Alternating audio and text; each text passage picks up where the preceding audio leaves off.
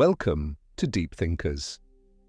Tonight, before anything else, let yourself arrive. Wherever you are, however the day has worn you down, let your shoulders come away from your ears.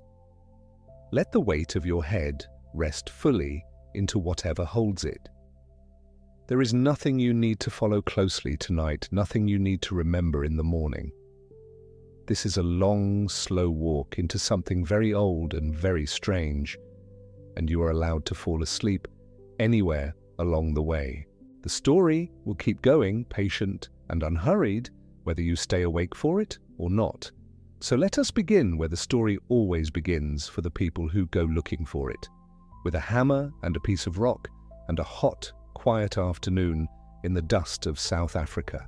Imagine a sun-bleached hillside in the Karoo, the great dry basin that spreads across the interior of South Africa, all worn ridges and pale stone, and a silence so complete you can hear your own pulse in your ears.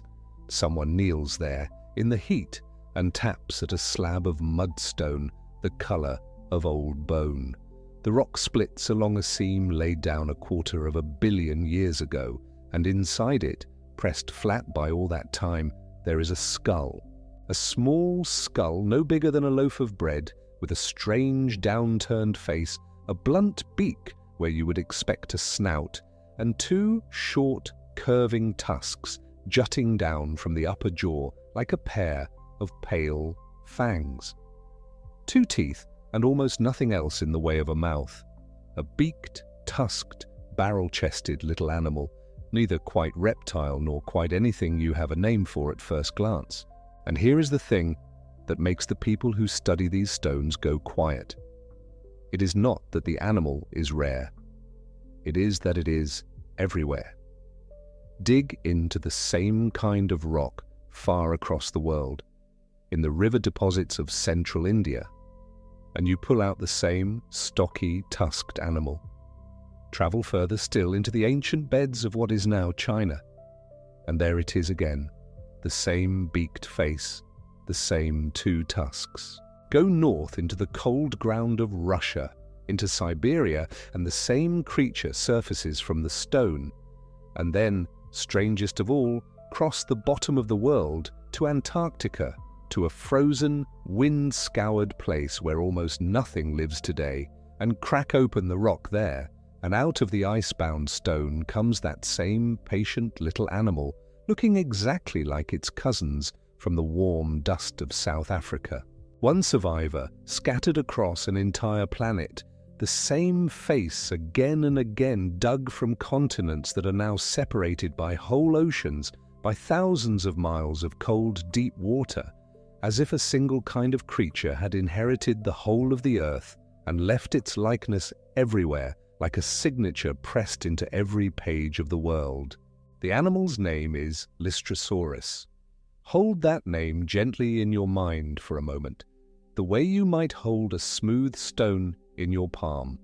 Lystrosaurus. We will spend the next long while in its company, walking slowly through the ruined and recovering world it lived in. But before we go anywhere, before we descend into the strange dead planet it inherited, I want to sit with just how overwhelmingly common this one creature became. Because that is the heart of the whole mystery, the thing the rest of this story exists to explain.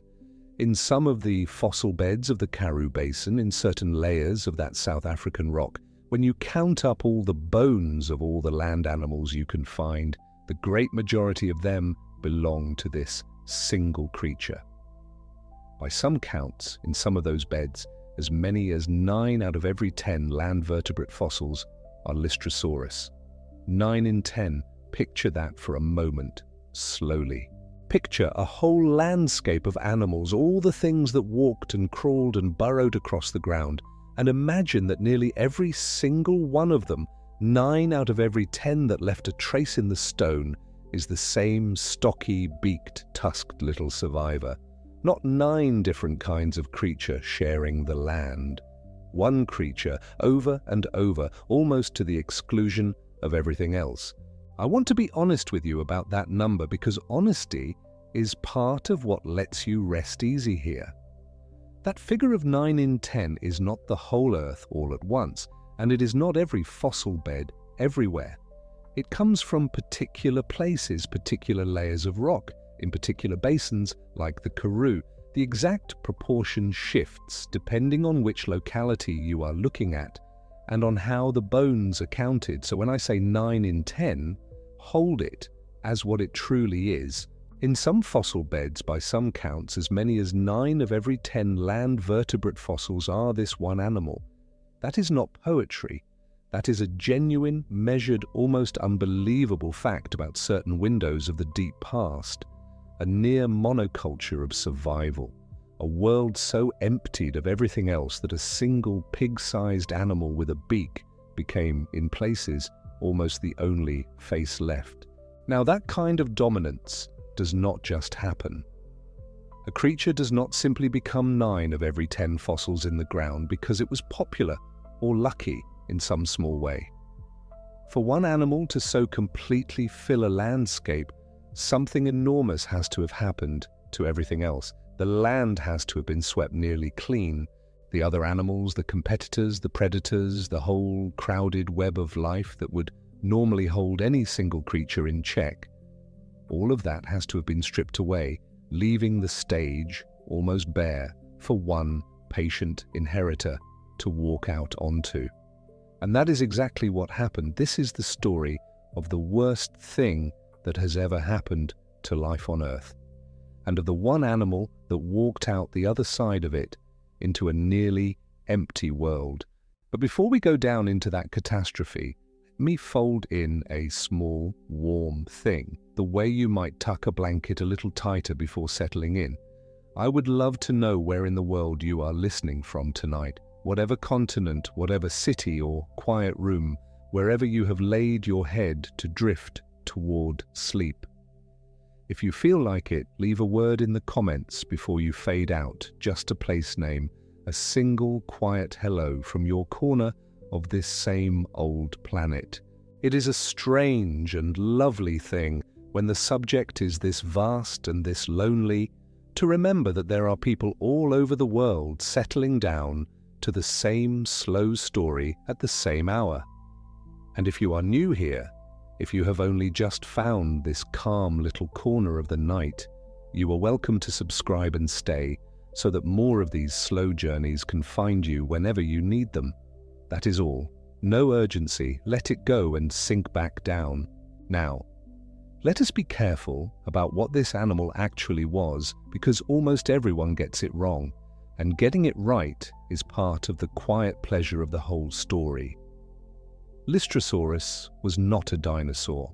I want to let that sit because nearly everyone hearing about a stocky, tusked creature from 250 million years ago will picture something scaly and lizard-like, some kind of early dinosaur shuffling through a prehistoric swamp. It is the natural assumption, and it is wrong. Lystrosaurus lived before the dinosaurs. It came earlier, into a world the dinosaurs would not inherit for many millions of years yet.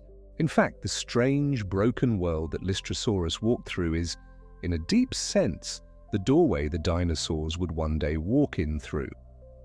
But that is the far end of our story, and we are only at the beginning. So if not a dinosaur, then what? Lystrosaurus was something stranger and, in a quiet way, closer to home. It was a dicynodont. Say that slowly to yourself if you like, the way you might turn an unfamiliar word over on your tongue in the dark. Dicynodont. The word reaches back to those two tusks, the two prominent teeth jutting from the upper jaw. 2 dog teeth, more or less, is what the name is pointing at, because that is the most striking thing about the creature's mouth. Apart from those 2 tusks, it had almost no teeth at all. Instead, it had a horny beak, a downturned, blunt, parrot-like beak that it used to crop and shear the tough, low vegetation of its world, snipping at plants the way a pair of garden shears bites through a stem. A beak for eating, 2 tusks for who knows quite what, and a barrel of a body behind it. That was Lystrosaurus. And here is the part that brings it close to us, closer than any dinosaur ever was. A decinodont like Lystrosaurus was not a reptile, not in the way we usually mean the word. It belonged to a great and ancient branch of the tree of life called the synapsids. And the synapsids, that long lineage, are the branch that leads eventually, after an unimaginable stretch of time and change, to the mammals. To us, Lystrosaurus was what people sometimes loosely call a mammal-like reptile, though even that phrase is a little misleading. More precisely, it was a therapsid, a member of a group within the synapsids, sitting on the long road that travels toward the mammals. It was not our ancestor exactly, but it was our deep cousin, a creature off to the side of the same branch that would, far down the line, give rise to the first true mammals, and eventually to every furred and warm-blooded thing alive today, including the one listening to this voice in the dark. So picture it once more now that you know what it was. Not a lizard, not a dinosaur. A thick, low-slung, barrel-bodied animal, somewhere in size between a large dog and a pig, depending on the kind. Sprawling, sturdy legs holding up a heavy trunk, a broad chest, a short, downturned face ending in that blunt beak, with the two pale tusks curving down from the upper jaw. Small, patient eyes, an animal built not for speed or for splendor, but for endurance, for digging, for plodding, for getting by.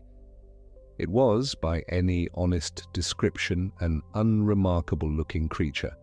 Stocky, plain, tough.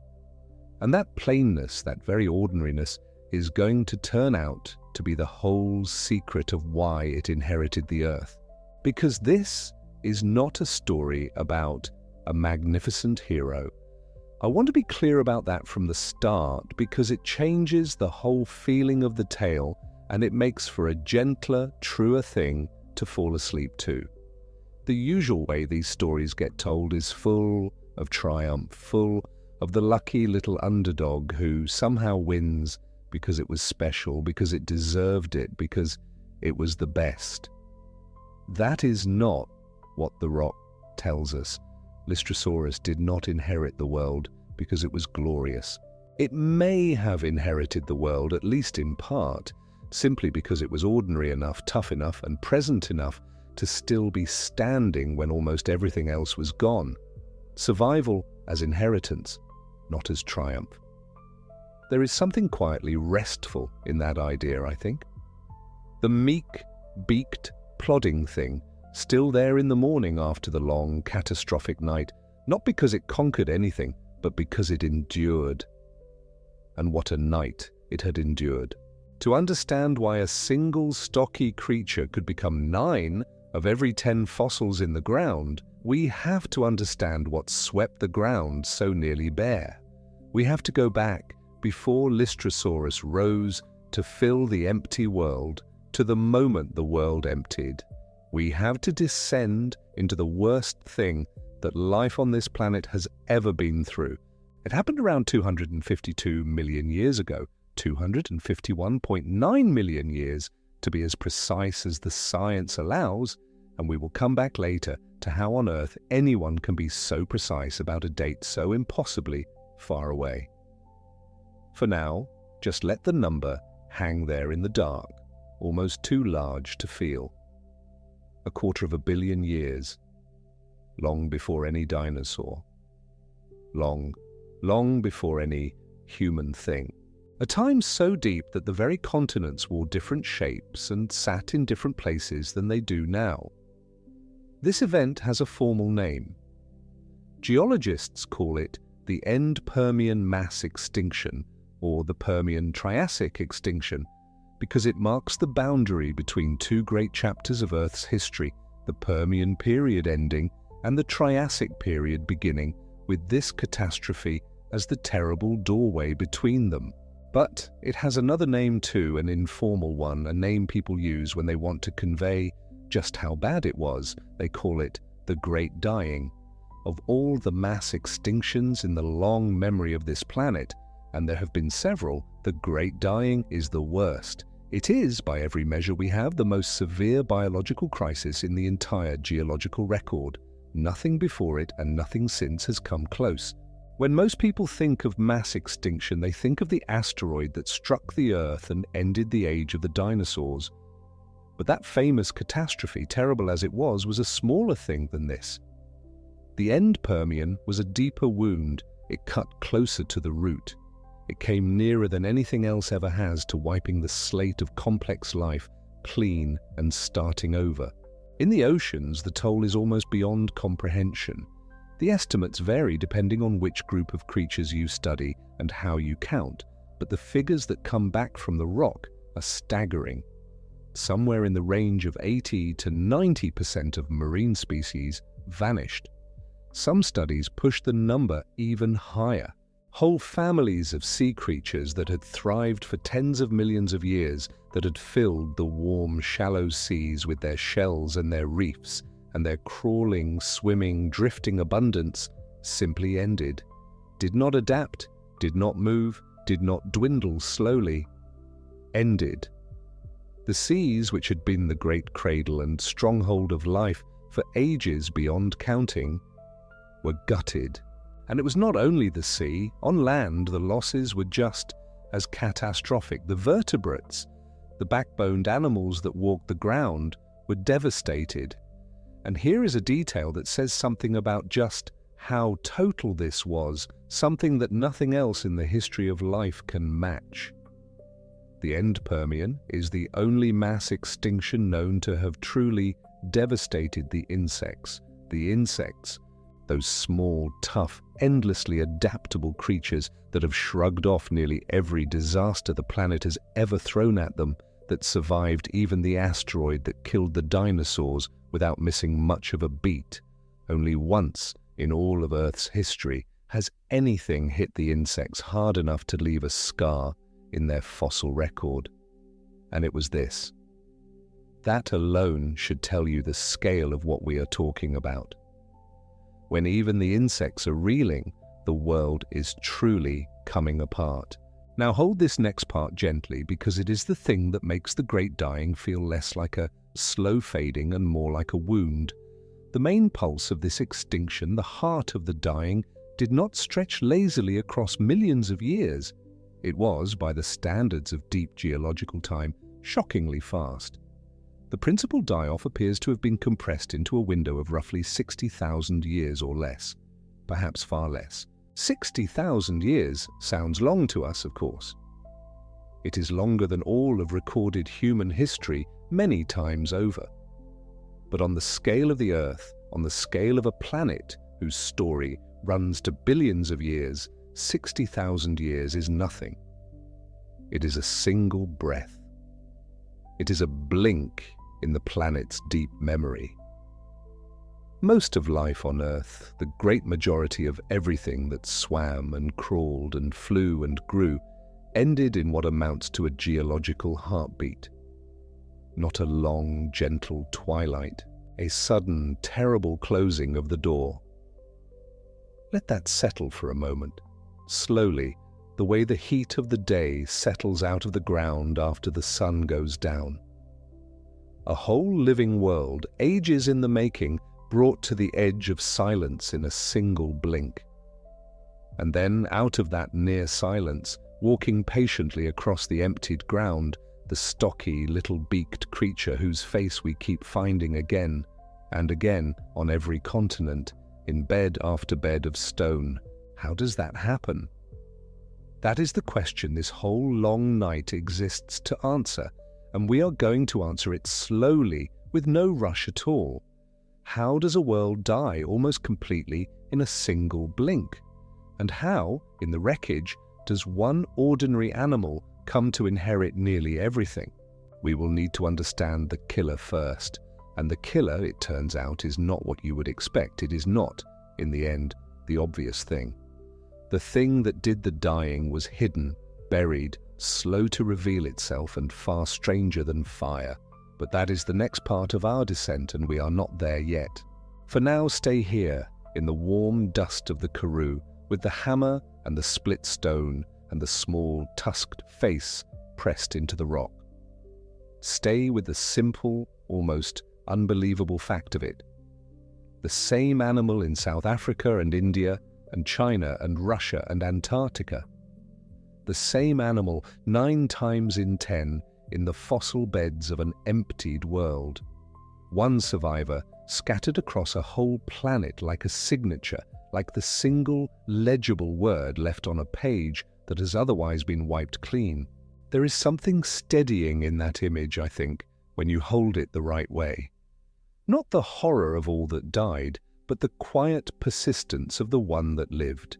The plodding, beaked, barrel-chested thing that was still there in the morning. Tough enough, ordinary enough, present enough, built low to the ground, built for digging and enduring, with no claim to glory and no need of it. And it carried, in its unremarkable body, a thread that runs all the way to us. That same synapsid lineage, the long road through the therapsids and onward, would eventually, across unimaginable stretches of time, arrive at the first true mammals, and then at every warm-blooded, furred, breathing creature that has ever curled up to sleep, including you, right now, in the dark, listening to a voice describe a face in a stone. There is a deep, slow kinship in that. The little survivor in the karoo dust is, in the most distant and patient way, family. So as we go down in the parts to come into the burning and the poisoning and the long, cold crawl back toward life, hold on to the survivor. Whatever ruin we describe, however dark the world we are about to walk into gets, remember that on the far side of it there is a stocky, beaked animal plodding across the emptied ground, alive. The end of this story is not death. The end of this story is endurance and slow recovery and a living world that comes back eventually in its own unhurried time. We are only at the beginning of the descent, but the ending, the gentle ending, is already there in that small face in the rock, waiting for us. Let the image of it stay with you as we go. The pale stones splitting along a 250 million-year-old seam, the blunt, downturned beak, the 2 short tusks, the patient, barrel-bodied little inheritor of a nearly dead planet, found again and again on continent after continent, the same quiet survivor everywhere you look. And now let us begin to descend into the world it inherited. Let us go back before the empty beds and the scattered survivor, to the moment the emptying began. Let us find out what it was that nearly killed everything. Because it was not the thing you would guess. It was something buried deep in the ground, stored away for ages, waiting. And when it was finally let loose, it did not burn the world so much as it poisoned it, slowly, from the inside out. But first, before we follow the gas up out of the cooked rock and into the dying sky, let us widen our eyes for a moment and take in the sheer size of the thing that started it all. Let us go to Siberia, to a place where the ground itself was torn open across an area larger than you can easily hold in your mind, and where, for a span of time, the earth bled fire on a scale it has rarely matched before or since. That is where the killing began. Not with the survivor in the warm karoo dust, but far to the north, in the cold ground of what would one day be Russia, where the deep earth split and the long catastrophe was set loose. We are going there next, slowly, into the fire that was not, in the end, the real killer at all. But before we go north, let us sit a little longer with the survivor itself, because so much of what people believe about this animal is wrong, and the truth is stranger and quieter and far more interesting than the mistake. Welcome to Deep Thinkers. If you are drifting somewhere out there in the dark tonight, in a room I will never see, in a country I can only imagine, I would love to know where you are listening from. Leave it in the comments if you feel like it, whenever your hands are still awake enough to type.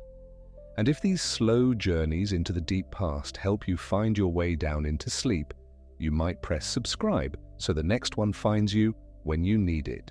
That is all. Now let the lights go low again. So, this animal, the one in the rock, the one that turns up 9 times out of 10 in certain ancient beds, let us be careful and clear about what it actually was, because the word that most people reach for is the wrong one. It was not a dinosaur. It never met a dinosaur. The first true dinosaurs would not walk the earth for millions of years after this creature was already gone. And when they finally did rise, they rose out of the very world this little survivor helped to reopen. To call it a dinosaur is to skip the whole quiet story we are here to tell. Nor was it a reptile, not in the way we usually mean that word. It was not a lizard grown large, not a cousin of the crocodile or the snake. It belonged to a different branch of the family tree of life altogether, an older, and in a strange way, a more familiar branch. It was a synapsid. And if that word means nothing to you yet, let it mean this. It was on our side of the Great Fork.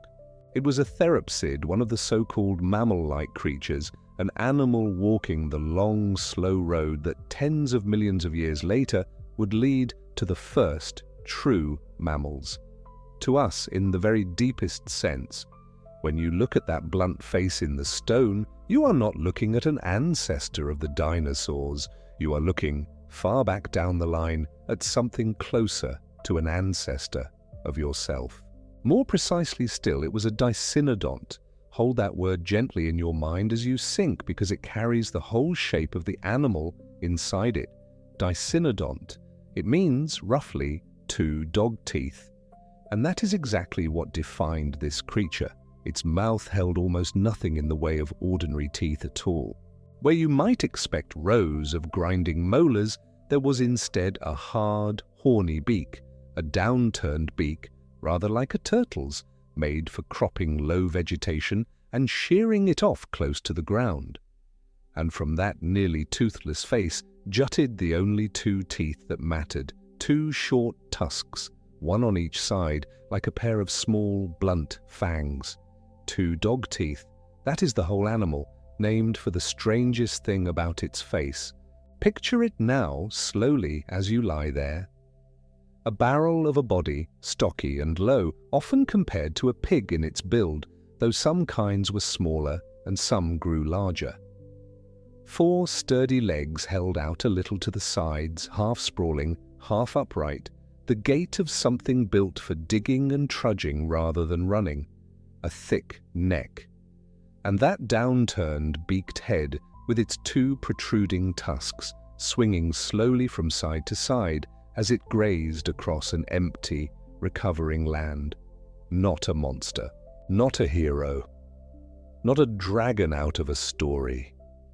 A plain, tough, beaked, tusked little animal going quietly about the business of staying alive in a world where almost nothing else had managed it.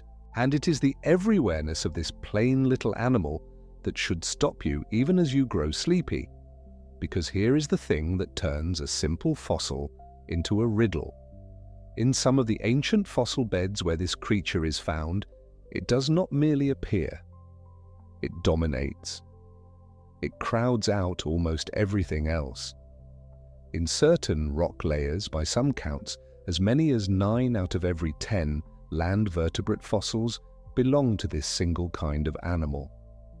9 in 10. Think about what that means. Imagine walking through a whole landscape of bones and finding again and again and again the same beaked face, the same 2 tusks, the same barrel body, until you begin to wonder whether anything else lived there at all. Now, we must be honest and careful here, because honesty is part of what lets you rest easy in a story like this. That 9 in 10 figure is not a tidy law of the whole planet.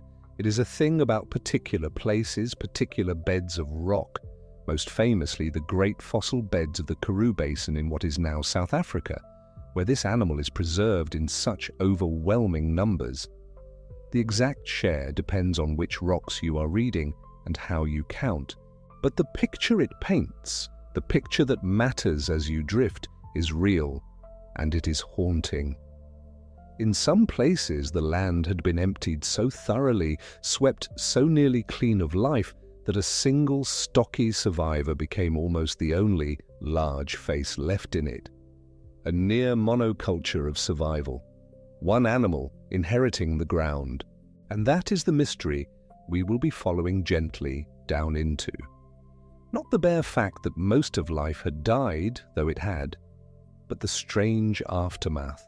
How does it happen that in the wreckage of the worst catastrophe the living world has ever known, one ordinary beaked, tusked, pig-shaped creature comes to stand almost alone across the face of the earth? What did it have, or what did it lack, that let it walk out of the disaster when so very nearly everything else did not? We will sit with those questions for a long while yet, turning them over slowly, the way you turn over a stone in your hand in the dark. For now, simply hold the image, the emptied land, the patient survivor, the two dog teeth and the downturned beak, and let it lead us where we are going next, because to understand how one animal came to inherit a planet, we first have to understand how the planet was very nearly killed. So let us begin that descent in earnest. Let us leave the warm karoo dust and the quiet beds of bones behind and go back before the survivor was scattered everywhere, to the moment the great emptying began. We are going to step slowly into the world after the world died, and then back further still into the dying itself. Down through the layers of rock, down through the millions of years, down toward the cold northern ground where the catastrophe was first let loose.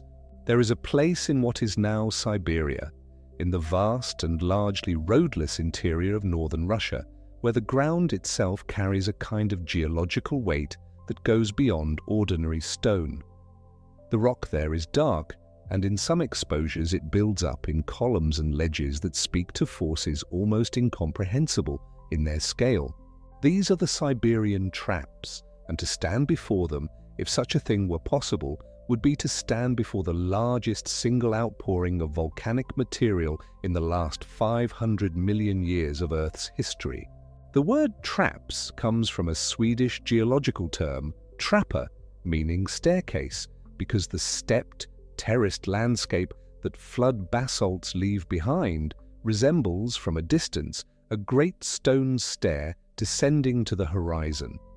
But the image of a staircase is far too tidy, far too architectural for what the Siberian Traps actually were in their moment of creation.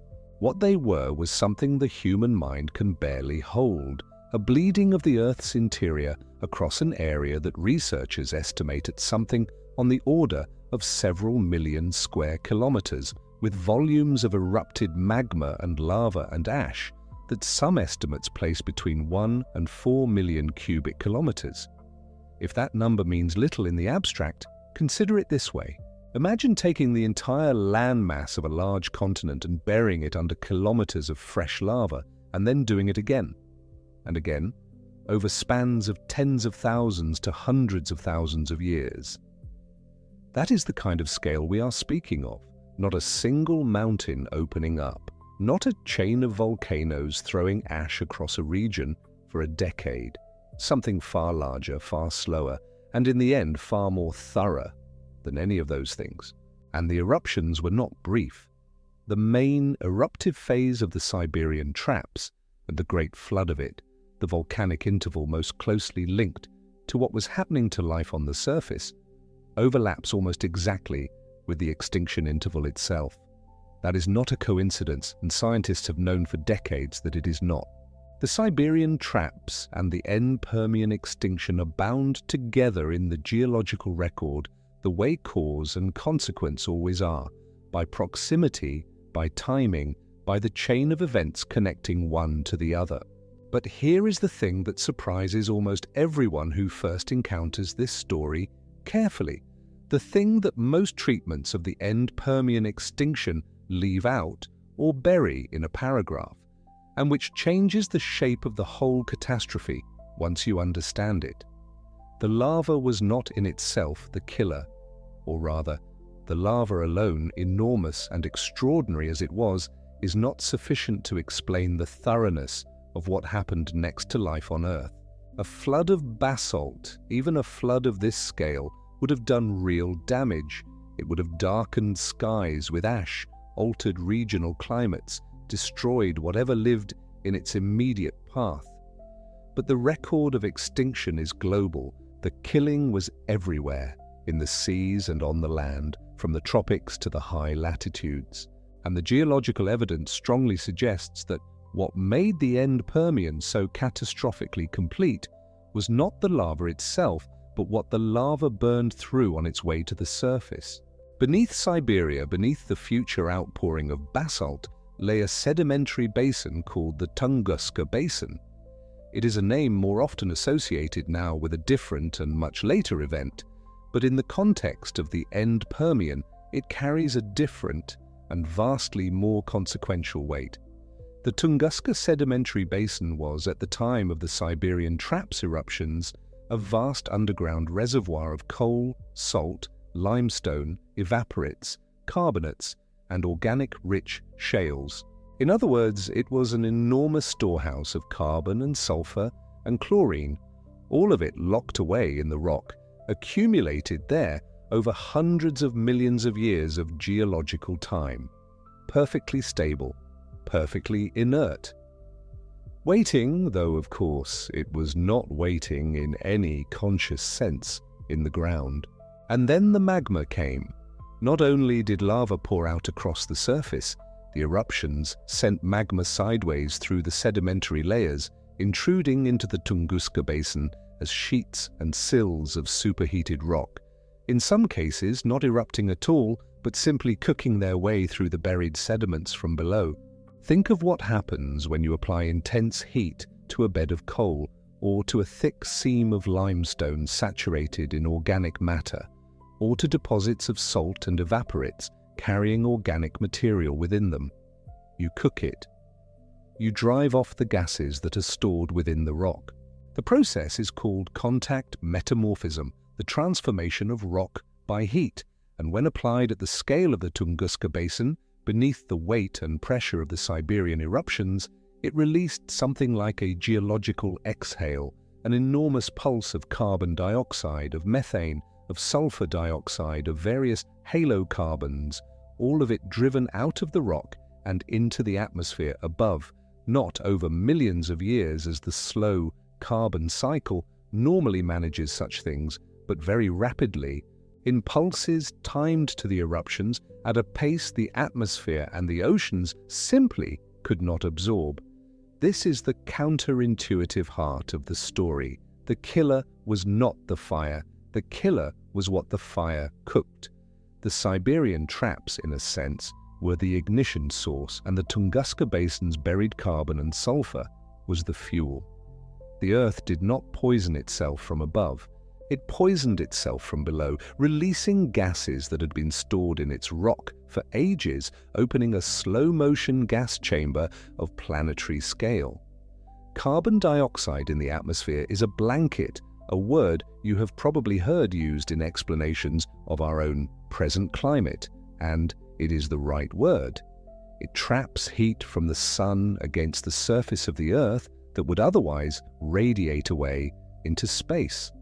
Add more carbon dioxide quickly, and the blanket thickens and the surface warms.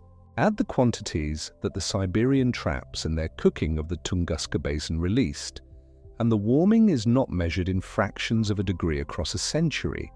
It is measured in degrees across millennia, still fast by geological standards, and the consequences of that warming cascaded outward through every system on the planet. The oceans warmed. Sea surface temperatures in the tropics, based on geochemical proxies embedded in the rock, appear to have climbed by something on the order of 8 to 10 degrees Celsius above their pre-crisis levels, bringing them to ranges that researchers describe as reaching into lethally high territory for much of marine life.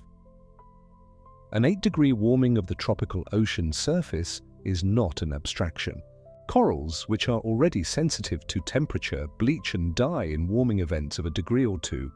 Fish, which are cold-blooded and cannot regulate their own body temperature, face the same physiological limits as the water around them reaches extremes. The thermal tolerance of most marine organisms has a ceiling, and the end-Permian warming pushed well above it. But the carbon dioxide in the atmosphere was only one of the gases being driven out of the Tunguska basin. Sulfur dioxide was another, and sulfur dioxide has a different, and in some ways, more immediately dramatic effect. When it combines with atmospheric water vapor, it forms sulfuric acid droplets, the kind that settle from the sky as acid rain, and those same droplets reflect incoming sunlight back into space, causing a short-term cooling that can briefly offset the warming from carbon dioxide. This is a pattern familiar from large volcanic eruptions in more recent geological time. The 1815 eruption of Tambora caused the year without a summer in 1816, when sulfur aerosols dimmed the sun enough to fail harvests across Europe and North America. At the scale of the Siberian Traps, the sulfur pulse would have been enormously larger, and acid rain of corresponding severity would have stripped the chemistry of soils and freshwater systems across wide areas of the land surface. Not a gentle autumn rain, a rain that etches stone. And so the world at the close of the Permian was caught between competing atmospheric insults, the long warming from carbon dioxide driving temperatures ever upward, and the short but severe punctuation of sulfur-driven acid rain disrupting soils and fresh water. Both were happening, both were killing, and they were happening on top of each other, interleaved across tens of thousands of years of geological time, while the eruptions continued and the Tunguska basin continued to exhale. It is from the sediments of this interval that we get the most precise record of how fast the killing was. At a site called Meishan in southern China, the rock preserves a thin but extraordinarily clear record of the Permian Triassic boundary, a sequence of sedimentary layers that has been studied with great intensity and care, and which has been designated as the official reference section for where the Permian ends and the Triassic begins.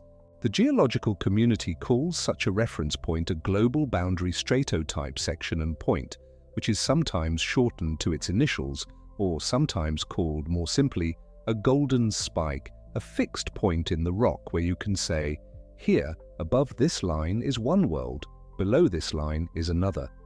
Meishan is that point for the Permian Triassic boundary, the most consequential geological boundary in the last 500 million years.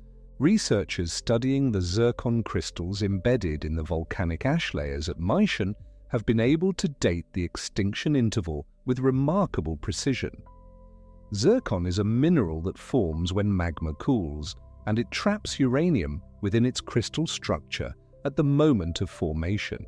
That uranium decays into lead at a known rate, so by measuring the ratio of uranium to lead within individual zircon crystals, a technique called UPB radiometric dating, geologists can calculate how long ago those crystals formed, and therefore how long ago the ash fell, and therefore how closely the extinction signal in the rock above or below that ash is constrained in time.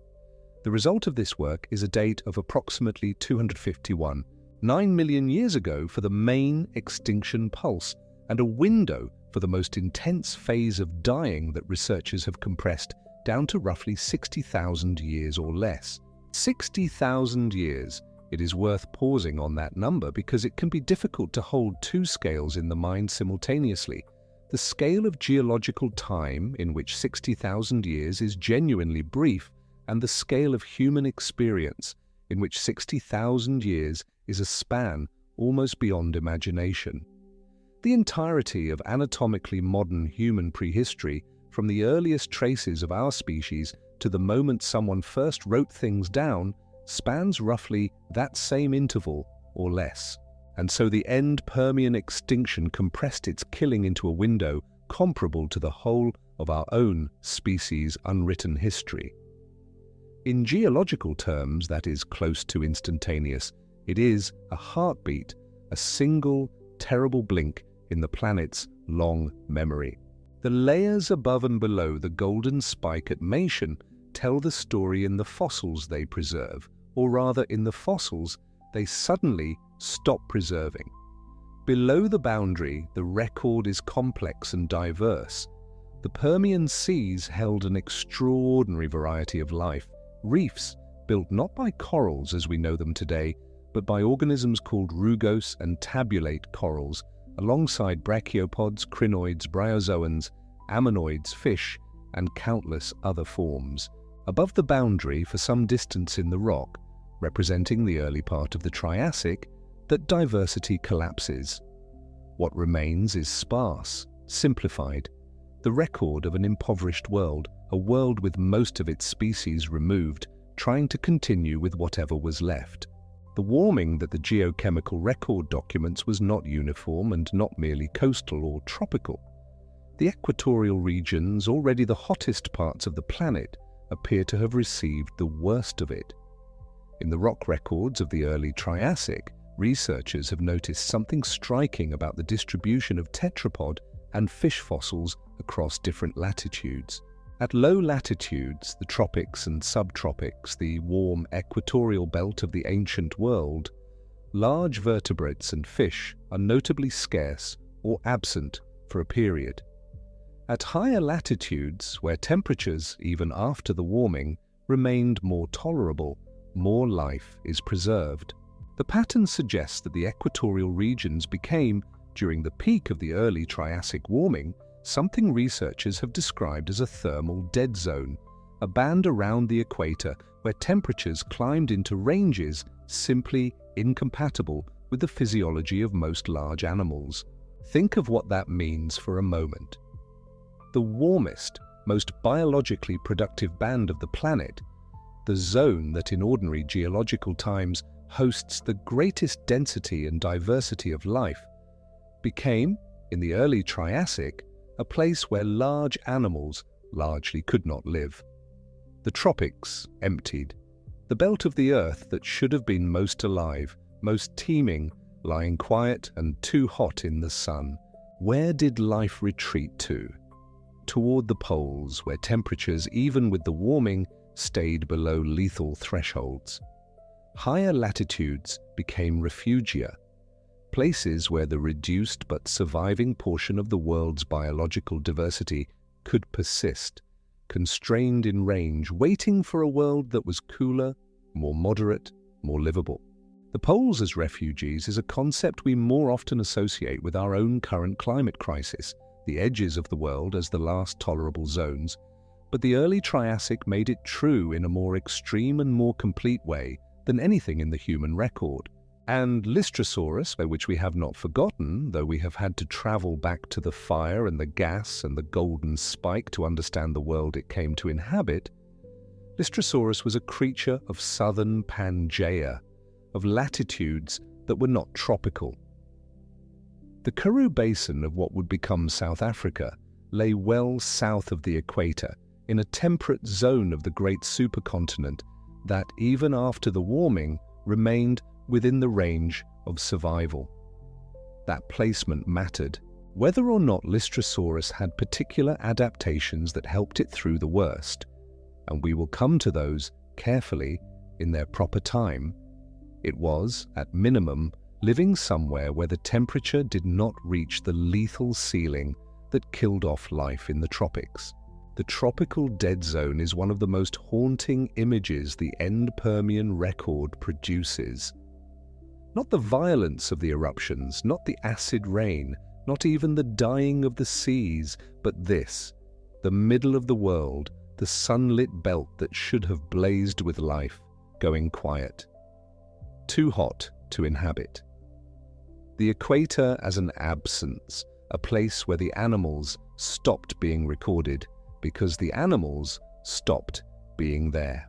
And above those lifeless tropical sediments, in the deeper layers of the same rock record, the warming event leaves its mark in numbers that are hard to disbelieve.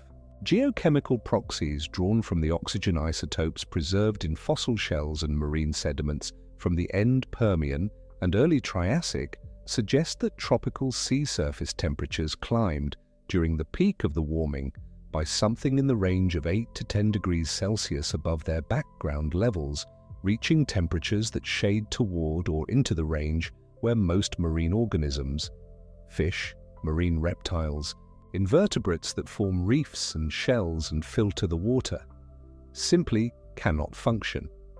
Not comfortably, not in a reduced capacity.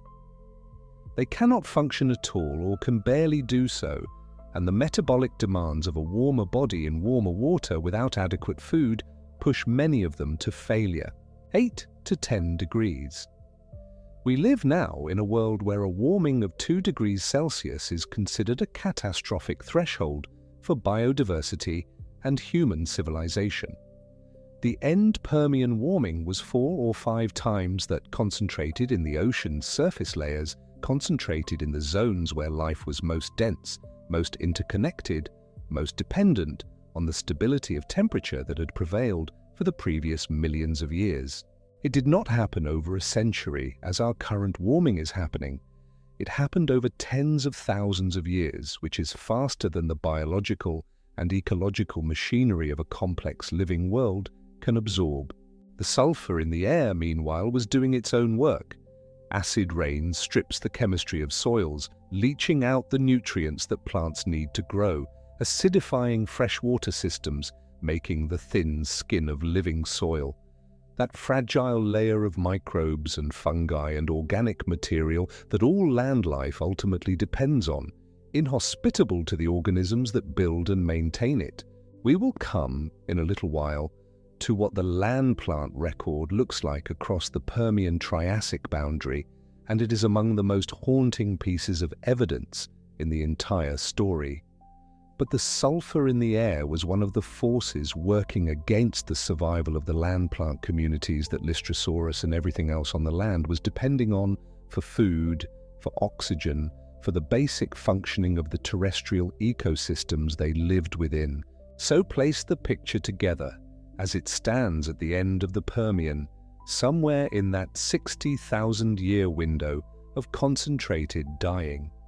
The Siberian Traps pouring basalt across millions of square kilometers in the north. The magma silling sideways through the Tunguska basin, cooking coal and carbonates and evaporites, driving enormous pulses of carbon dioxide and methane and sulfur dioxide and halocarbons into the air above. The atmosphere thickening with carbon dioxide, the blanket tightening, temperatures climbing, the tropical oceans warming toward and past lethal thresholds, the tropical land reaching temperatures incompatible with large animal life, acid rain leaching and sterilizing the soils.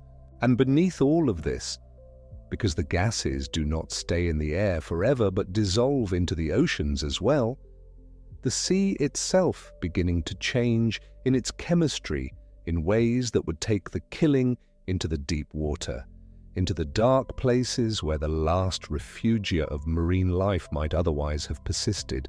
The world at 251.9 million years ago was not simply colder or warmer or drier or wetter than before.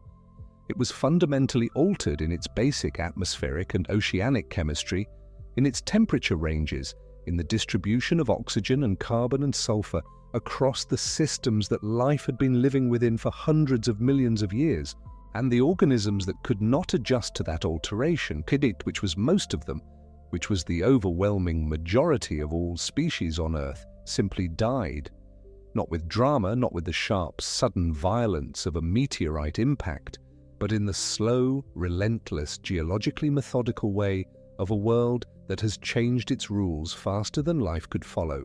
What came after that dying, the world that Lystrosaurus woke into and walked across, was quieter, thinner, stranger, and more thoroughly emptied than almost anything the planet had seen since the early days of complex life. It is there, in that aftermath, that we are going next, but we are not there yet. For a moment, linger with the picture of the great emptying itself, the 60,000-year blink, the golden spike at Mation marking the line between one world and the next, the Siberian Traps still burning far to the north, and the planet still working through the consequences of what it had done to itself.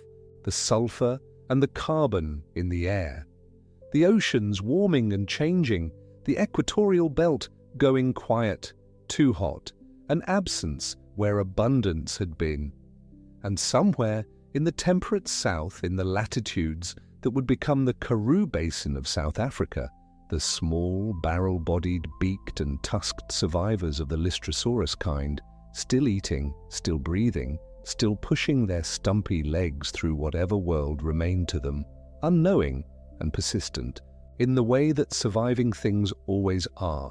We are going to follow those animals further. We are going to sit with the world they inherited and understand it slowly, layer by layer. The thin air, the poisoned seas, the dead forests and the fungal mats and the strange rewound oceans where stromatolites bloomed again as though 500 million years of complex ecology had simply been unwritten. That is where the rest of this descent takes us, into the haunted early Triassic, the world after the world died, and the patient, extraordinary process by which something new eventually, over millions upon millions of years, found its way back to life. But for now, let the image of the killing settle. The planet breathing out its buried carbon. The basalt cooling in columns across the northern landscape. The 60,000-year blink. The golden spike in the rock at Mation. That thin line in the stone where one great chapter of life on Earth ends, and the next, emptier, stranger, one begins. The killing mechanism, once you understand it, does not feel like the violence of a catastrophe. It feels like something slower and more implacable than that. It feels like the Earth mismanaging its own chemistry, too slowly for anything alive to escape, too quickly for anything alive to adapt.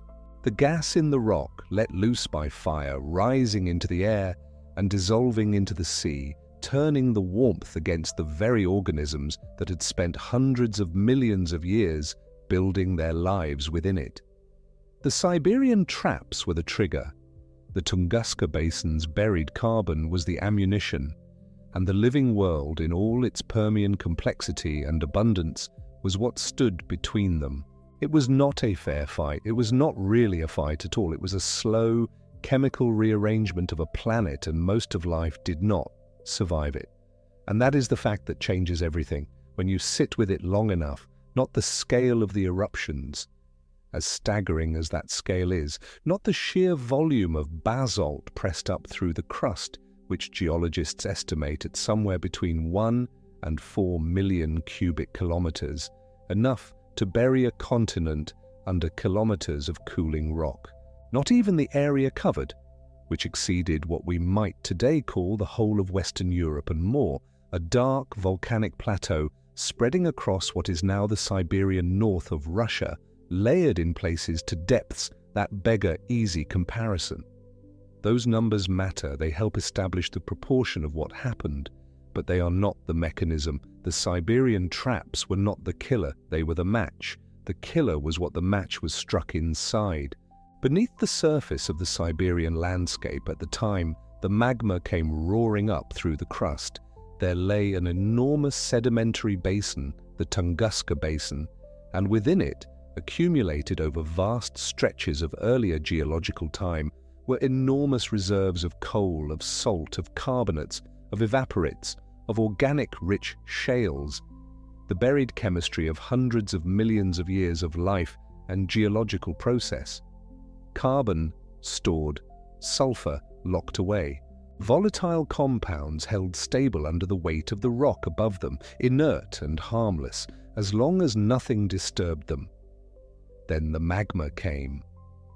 When intrusions of molten rock penetrate sedimentary basins rich in such material, they do not simply flow past them. They cook them. The heat transforms the surrounding rock through what geologists call contact metamorphism, driving off the volatiles, converting organic carbon into gas, liberating sulfur compounds, cracking open the chemistry of the salts and carbonates into reactive and often toxic products. The Siberian magma did not simply pour across the surface. It also threaded itself in sheets and pillars called sills and dikes deep into the Tunguska basin's stacked rock layers, and there it heated those buried deposits from the inside, and what came out was not just lava. What came out was carbon dioxide, methane, sulfur dioxide, halocarbons, gases in quantities that the atmosphere, for all its vastness, could not absorb without changing, and they did not emerge in a single explosive event. They came out across thousands and perhaps hundreds of thousands of years of sustained eruption, a slow and continuous exhale from the burning interior of the Siberian earth, pouring up into a sky that had been before this the sky of the late Permian world, with its complex and ancient and densely woven fabric of species. The carbon dioxide thickened the atmosphere's hold on heat. The methane added to the warming. The sulfur dioxide, in the shorter term, may have seeded aerosols that caused episodic cooling and acid rain, killing vegetation that had no mechanism to recover from an assault arriving from above and below at once. And then the warming, the longer-term, more persistent consequence of the carbon loading, began to work on the ocean. Sea surface temperatures in the tropics, according to geochemical proxies reconstructed from the rock record, may have climbed by something on the order of 8 to 10 degrees Celsius above already elevated baseline temperatures. That is not a number that translates easily into everyday experience, so it is worth sitting with. 8 to 10 degrees of additional warming applied to a tropical ocean that was already warm. The chemistry of warm water holds less oxygen than cold water. The circulation patterns that normally bring cold, oxygenated water up from depth slow when the temperature gradient between surface and deep water decreases. And across the Permian Triassic boundary, the deep ocean, the vast dark interior of the sea, began to lose its oxygen. Then it began to accumulate hydrogen sulfide, the gas that smells of decay, produced by anaerobic bacteria thriving in water that no longer contained enough oxygen to support the life that would normally outcompete them. The oceans did not all turn to poison at once, but the geochemical evidence in the rock record, preserved in trace metal signatures and sulfur isotopes, tells us that anoxia and euxinic, the oxygen-free, hydrogen sulfide-rich condition, spread through large volumes of the ocean during the extinction interval. The seas were, in meaningful portions, dying, and the land was cooking. There is a feature of the early Triassic fossil record that has drawn sustained attention from paleontologists because it is so striking in its regularity. In tropical and near-tropical latitudes, across the rock layers that correspond to the period immediately following the extinction boundary, vertebrates are scarce, not merely reduced in diversity as everywhere else, but genuinely absent, or nearly so. The fossil record of fish and of land-dwelling tetrapods in equatorial regions is thin in a way that is difficult to explain by sampling alone. The most straightforward interpretation is the one that the thermal data from the rock record supports, that for some period after the boundary, the equatorial world was simply too hot for fish to sustain their metabolisms in the shallow, sunlit, oxygen-depleted tropical seas, too hot for vertebrates to regulate their body temperatures in the open air near the equator. The tropics for a time became something close to a dead zone, an uninhabitable band wrapped around the middle of the planet, where the heat of the accumulated greenhouse gases had pushed temperatures beyond the tolerances of the creatures that had previously thrived there. This is what the tightly dated record at Meishan, China, captures in the rock. Meishan is a small hill in Zhejiang province, and it would be unremarkable to any eye that did not know what it held, which is one of the most precisely documented geological boundaries in the entire Phanerozoic record.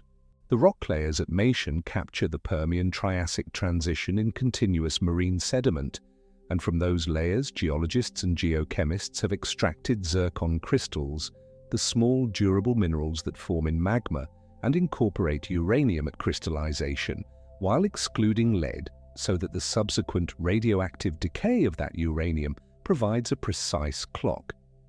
UPB zircon dating from Mason places the main boundary at approximately 251.9 million years ago, and the work done on those layers to constrain the duration of the main extinction pulse suggests something that is almost difficult to hold in the mind, that the period during which the great majority of the dying happened may have been no longer than 60,000 years.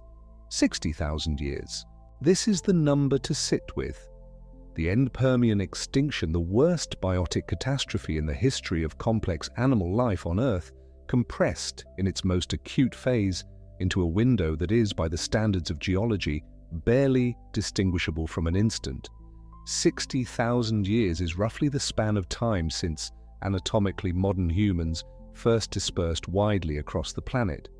It is not even a rounding error in the 251 million years since the event itself. And yet within those 60,000 years, by the best available reading of the stratigraphic and radiometric record, something in the range of 80 to 90% of all marine species disappeared from the fossil record. The insects, which had existed since before the coal forests that would later become the Tunguska Basin's buried carbon, suffered their only known mass extinction. The land was emptied of the vast majority of its vertebrate diversity. The world, across 60,000 years of geological time, was remade into something almost unrecognizable. The golden spike at Mason is that thin line in the limestone where one great community of life ends. The rock below it is full of species. The rock above it is nearly empty. And what was left above that thin line was a world that had not merely lost its inhabitants. It had lost something closer to its atmosphere, its chemistry, its fundamental physical character. The planet that Lystrosaurus inherited was not simply emptied, it was poisoned, thinned, and chemically rearranged in ways that reached from the seafloor to the lower edges of the stratosphere. To understand how this one stocky animal managed to persist inside it, you have to first understand the nature of the world it was persisting in, and that world was unlike anything that exists today. Begin in the oceans. The seas of the early Triassic were not the oxygen-rich, complex, productive bodies of water that the Permian seas had been. The Permian had teemed reef systems of extraordinary architectural complexity, not the coral reefs of the modern world, which are a much later invention, but reefs built by sponges and bryozoans and a community of filtering, building, calcareous organisms, had structured the shallow marine environment for millions of years. The water column had been oxygenated from surface to floor in most regions, a column of breathable water that supported everything from tiny drifting organisms to large predatory fish and cephalopods, and the sprawling communities of brachiopods and crinoids that carpeted the seafloor. All of that was gone, or very nearly so.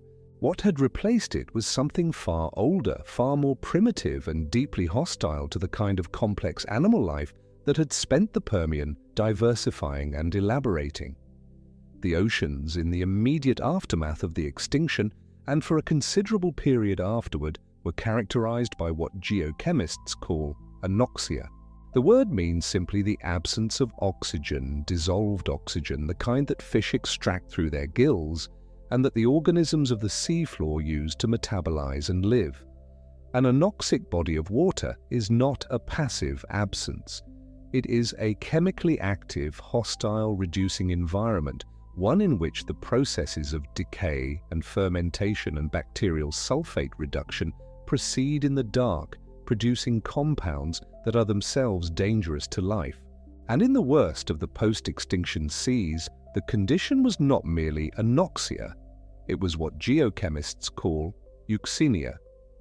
Euxinia is named for the ancient Greek word for what we now call the Black Sea, a body of water whose deep layers are famously oxygen-free and rich in dissolved hydrogen sulfide. In a euxinic environment, the water itself becomes laden with hydrogen sulfide, the gas that carries the smell of rotten eggs, the gas that is produced when sulfate-reducing bacteria break down organic matter in the absence of oxygen. Hydrogen sulfide is not merely unpleasant, it is acutely toxic, fatally so at concentrations that are not particularly high. And the geochemical evidence gathered from the rocks that formed during and after the end-Permian extinction points toward widespread euxinia in the world's ocean basins. Not everywhere, and perhaps not all at once, but across large volumes of what had been, not long before in geological terms, productive and oxygenated seas. The sulfur isotope ratios preserved in ancient seafloor sediments carry the signature of bacterial sulfate reduction operating at a massive scale. The ion speciation proxies, which allow geochemists to distinguish between sediments deposited in oxic, anoxic, and euxinic water, tell a consistent story across multiple basins and multiple continents. The oceans had turned. Large portions of the water column had become what the rocks record as chemically reducing, sulfidic, poisonous in the precise biochemical sense of that word. Now imagine what this means for any animal attempting to live in the sea, fish that cannot breathe. The last reef builders, already hammered by acidification and warming, finding the water itself chemically hostile. And the animals of the seafloor, the ones that filtered and burrowed and crawled, finding the sediment above them releasing hydrogen sulfide rather than oxygen. The marine die-off was not in this reading simply a matter of temperature or pH or any single variable.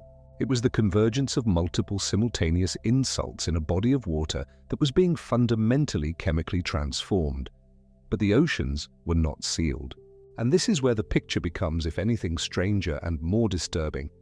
There is a hypothesis, not fully settled, but supported by enough geochemical evidence that it deserves to be held carefully and examined, that the hydrogen sulfide accumulating in those euxinic seas did not simply stay in the water. There are researchers who have proposed, and who have marshaled evidence for, the possibility that during the worst intervals of the Permian Triassic crisis, the euxinic waters of the shallow ocean shelves may have released hydrogen sulfide gas into the atmosphere, in quantities significant enough to affect the chemistry of the air itself. The mechanism proposed is not complicated in outline, even if the details are matters of ongoing research. In a sufficiently stratified euxinic ocean, the boundary between the oxygenated surface waters and the hydrogen sulfide-laden deep waters can approach the surface. When that boundary rises close enough, especially in warm, shallow seas where thermal stratification is strong, the gas can escape. And hydrogen sulfide in the atmosphere is not merely toxic to anything breathing it at ground level, it is also a destroyer of ozone. The chemistry is real. Hydrogen sulfide and its oxidation products react with the ozone molecules in the stratosphere, and enough of them, over enough time, could thin the ozone layer substantially. Which means the land surface would have been exposed to elevated ultraviolet radiation from the sun, not the gentle daylight of today's filtered sky, but something harsher, more damaging to the molecular machinery of cells. This is a leading hypothesis, not a settled verdict. The Earth's atmosphere from 251 million years ago cannot be sampled directly, but the fossil record, in a quiet and easy-to-overlook way, preserves something that at least some researchers interpret as a signature of exactly this. Look at fossil spore tetrads from the Permian Triassic boundary. Spores are the reproductive bodies of plants, the microscopic packages of genetic material that ancient ferns and club mosses and their relatives scattered into the air in enormous quantities. They preserve well because their walls are made of a chemically resistant material called sporopollenin. Dig into boundary age sediments from multiple continents and sieve them carefully, and you find spores. But the spores from the boundary interval, in locality after locality, are not normal. They are malformed, the walls are wrinkled, the shapes aberrant, the surface ornamentation irregular.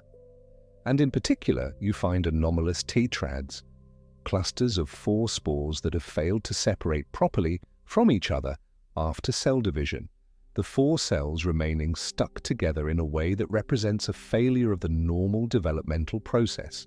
What causes this kind of developmental failure in plants? One of the things that can cause it is elevated ultraviolet radiation, which damages the genetic material and disrupts the cellular machinery of development. The malformed spore tetrads are not by themselves proof of ozone depletion. There are other things that can produce similar morphologies, but they appear at the right time in the right place across enough localities that some researchers regard them as at least consistent with the hypothesis. A tiny, preserved record of damaged cells, possibly recording a moment when the sky itself became less safe. It should be said clearly this is debated evidence, interpreted differently by different workers, and the field has not reached a consensus. But the spores are there, and they are wrong in ways that are worth noting, because they suggest that whatever was happening at the Permian-Triassic boundary was happening everywhere at once, reaching into the reproductive tissues of plants as well as into the lungs of animals. The air, then, was thin, and not only metaphorically. The composition of the atmosphere through the Permian and into the early Triassic is not directly measurable in the way that ice core records let us read the last 800,000 years of atmospheric CO2 with reasonable precision. But geochemical models built from carbon and oxygen isotope ratios preserved in ancient organic matter and carbonate rocks suggest that atmospheric oxygen was declining in the lead-up to the extinction and remained notably suppressed well into the early Triassic. The precise numbers vary between models and methods, as they must for any reconstruction of something so remote, but estimates often place early Triassic atmospheric oxygen somewhere in the low to mid-teens as a percentage of the total atmosphere. Today's figure is roughly 21%. The difference, if those estimates are even broadly right, is not trivial. What would it mean to breathe air with an oxygen fraction of perhaps 13 or 14%? For a large, active, metabolically demanding animal, it would be the physiological equivalent of standing at high altitude, the kind of altitude you reach on a significant mountain, where the air feels thin and the body works harder for every breath, where exertion becomes laborious and rest becomes essential, where the body that has not been born into this thinner air begins to experience the quiet, physiological distress that altitude sickness describes in its early stages. For an animal that had evolved and grown in the rich oxygen of the late Paleozoic, when oxygen levels are thought to have been substantially higher, the early Triassic would have been, in this sense, a world turned upside down. The same air, the same sky, but thinner in ways the body would have registered with every breath. And then layer on top of this the elevated CO2 from the Siberian Traps and the cooked Tunguska sediments, and the elevated temperatures that CO2 had driven, and you begin to sketch the full physiological landscape of the world Lystrosaurus walked through. Hot, thin, chemically stressed, a world where the seas were in places poisonous, and the ozone layer may have been compromised, and the air itself was a challenge rather than a given. How does anything live in such a world? This is the question at the heart of what Lystrosaurus represents, and the honest answer is that researchers have proposed several explanations, none of them fully proven, and it is probably the case that no single one of them is the complete story. What they are is a set of hypotheses, each with evidence behind it, each illuminating a different possible facet of how this particular animal managed to be the one that was left. The first and most intuitive of these hypotheses concerns where Lystrosaurus spent its time. specifically the possibility that it spent a portion of its time below the surface.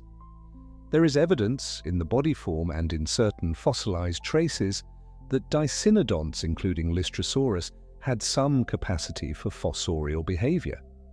Fossorial means burrowing, digging, making use of the earth as shelter. The limbs of Lystrosaurus are sturdy, the shoulders are built for bearing load and for pushing.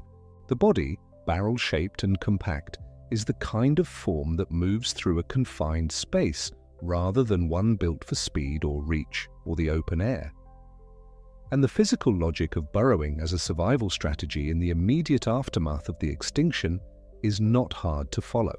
If the surface was lethally hot, and in certain regions and certain seasons it may have been precisely that, the tropical dead zone described not only by the temperatures the geochemical record suggests, but by the near absence of vertebrate fossils from low-latitude Early Triassic formations, then an animal that could push itself into the earth would have access to a refuge that the surface could not offer. Soil temperature, a few meters below the surface, remains far more stable than the air above. A burrow is not simply a hiding place from predators, though it is that. It is a thermal refuge, a place where the body can wait out the worst of the heat, where water loss through respiration and skin is reduced, where the chemical chaos of a damaged and UV-flooded surface cannot reach. Underground in the dark, in the compressed still air of a shallow tunnel, an animal can endure conditions that would kill it in the open. This is not a novel strategy. Animals today seek burrows in extreme heat. Desert-dwelling mammals sleep through the worst of the day underground and emerge only when the surface cools. Estivation, the equivalent of hibernation but triggered by heat rather than cold, is employed by various modern animals as a way of surviving environmental extremes by withdrawing into the earth and lowering their metabolic demands. Whether Lystrosaurus did something equivalent is not certain, but the body suggests the capacity and the world suggests the need. And the fact that Lystrosaurus appears in the fossil record of multiple continents through a period when the surface environment was at its most hostile suggests that whatever strategy it employed for tolerating the worst of the conditions was effective enough to carry it through. The second hypothesis is written in the skeleton itself. If you hold a Lystrosaurus skull, what you are looking at is a creature with a very short face in the vertical dimension and a very wide barrel of a torso behind it. The chest is deep and broad, the ribcage is large relative to the body's length. This is not a form you associate with athletic, fast-moving animals that hunt over open ground. It is the form of an animal that houses a great volume of something in that barrel, and the most obvious candidate is lung capacity. Large lungs are, in a thin-aired world, a meaningful advantage. Think of the simplest possible version of this. If the oxygen fraction of the air is reduced, then getting the same amount of oxygen with each breath requires either breathing more rapidly, which costs energy and stresses the respiratory system, or moving more air in a single breath, which means having more lung volume relative to body size. An animal with a proportionally larger respiratory surface, a deeper and wider chest, would be able to extract more oxygen per breath in a thin atmosphere than a smaller-chested animal of similar overall size. This is a hypothesis, and it requires more analysis than a simple glance at body form can provide. But it is a hypothesis grounded in the physics of gas exchange, and the physics are not in dispute. Whether Lystrosaurus's barrel form was an adaptation specifically evolved for low oxygen conditions, or a pre-existing feature of its lineage that happened to be useful, is a question the evidence cannot fully resolve. What can be said is that the form is there, and the need for that form may have been acute. There is also the matter of how Lystrosaurus grew, and this is where the bone histology evidence enters the story. Bones are not inert structures once they are laid down. They are living tissues that record the history of how an animal grew by the density and arrangement of the cells and mineral matrix within them, A bone that grows quickly in an animal pushing its body size as fast as its metabolism will allow looks different in cross-section than a bone that grows slowly and steadily over a long life. The rapid growth bone shows wide channels for blood vessels, densely packed, with little time between the laying down of successive mineral layers. The slow growth bone shows finer channels, more resting lines, the record of seasons and pauses. Researchers working on the bone histology of early Triassic Lystrosaurus, comparing it to earlier Permian members of the same genus or related forms, have found evidence consistent with fast growth and a relatively short lifespan. The bones record rapid early growth, a push toward reproductive maturity that would have been swift by the standards of large vertebrates, and then, in many individuals, death at what would appear to be a relatively young age. The animals grew fast. They reproduced, presumably, quickly, and they died young. The population was perpetually restocked from young animals that had grown rapidly, and the individual's tenure in the world was short. This is what researchers sometimes describe as a boom-bust life history, and it is a strategy well matched to an unstable and unpredictable world. When you cannot count on the environment remaining stable, when conditions can shift dramatically from season to season or year to year, in a world still being destabilized by volcanic gases and temperature swings and ocean chemical perturbations, a long life is not necessarily a reproductive advantage. A short life spent growing fast and reproducing abundantly before the next disaster can arrive is. The individual gambles with brevity and compensates with numbers.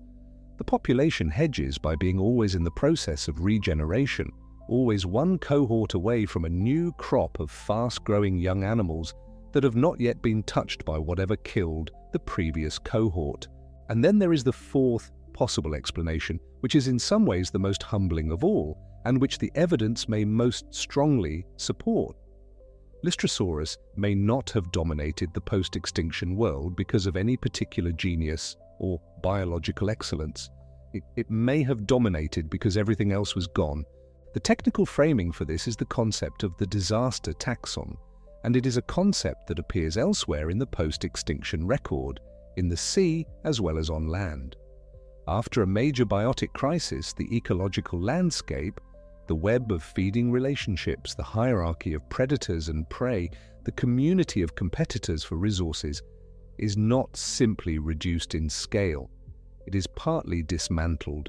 The top predators, which require the largest territories and the most stable prey populations, tend to disappear first and most completely.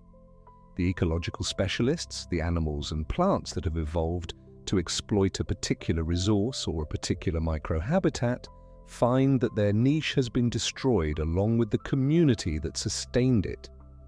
The broad middle layers of complex ecological interaction thin out.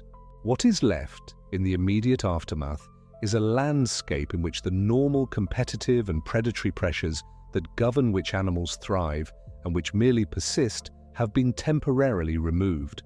Into this landscape, an animal does not need to be exceptional to be numerous. It needs only to be present and sufficiently resilient to survive the initial crisis.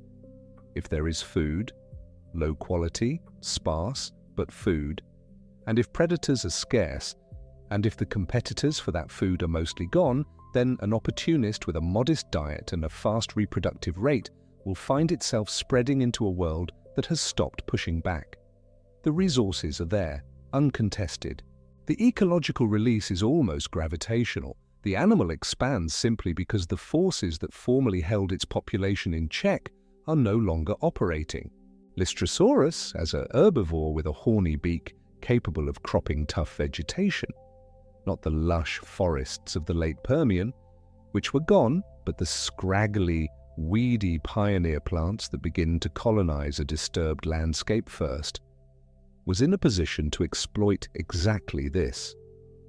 It did not need to be the best herbivore in a world of herbivores. It needed only to be a herbivore in a world where the other herbivores, the more specialized, the more resource-dependent, the less physiologically resilient, had not made it through the filter of the extinction. and the predators. Consider what it means for the dynamics of a prey animal's population when the top predators have been stripped away. In the Permian, Lystrosaurus or its relatives would have shared the world with a community of therapsid predators. Gorgonopsians, the saber-toothed hunters of the Permian that had stalked synapsid prey across the supercontinent for millions of years. The Gorgonopsians did not survive the extinction. They are absent from the post-extinction record entirely. The large predatory presence that had shaped the behavior, the population dynamics, the reproductive strategies of the animals it hunted was simply no longer there.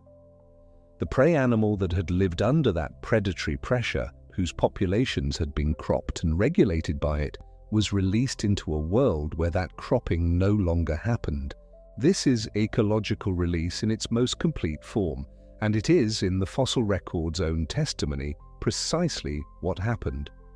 The beds of the Karoo Basin, those ancient floodplain and river channel deposits of southern Africa, where Lystrosaurus fossils are so overwhelmingly abundant, tell the story not through any single spectacular specimen, but through the sheer proportion of what is there.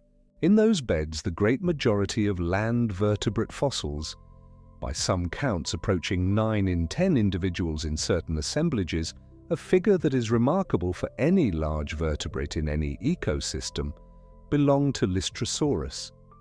The diversity of other animals, the community of forms that had characterized the late Permian terrestrial fauna, is effectively absent. There are other animals. A handful of genera survive, but they are rare peripheral presences in an assemblage dominated by a single form. This is not what a healthy ecosystem looks like. A healthy ecosystem, even a relatively impoverished one, distributes its animal life across multiple species in multiple ecological roles, with no single form achieving the kind of proportional dominance that Lystrosaurus shows in the earliest Triassic. What it looks like is a world in which the normal structure of ecological competition has been dismantled and a single opportunist has expanded into the resulting vacancy. A monoculture of survival in a landscape that no longer had the biological complexity to resist it. None of these explanations, or to the burrow, the barrel chest, the fast life, the empty world, exclude the others. They are not competing stories in the sense that only one can be true.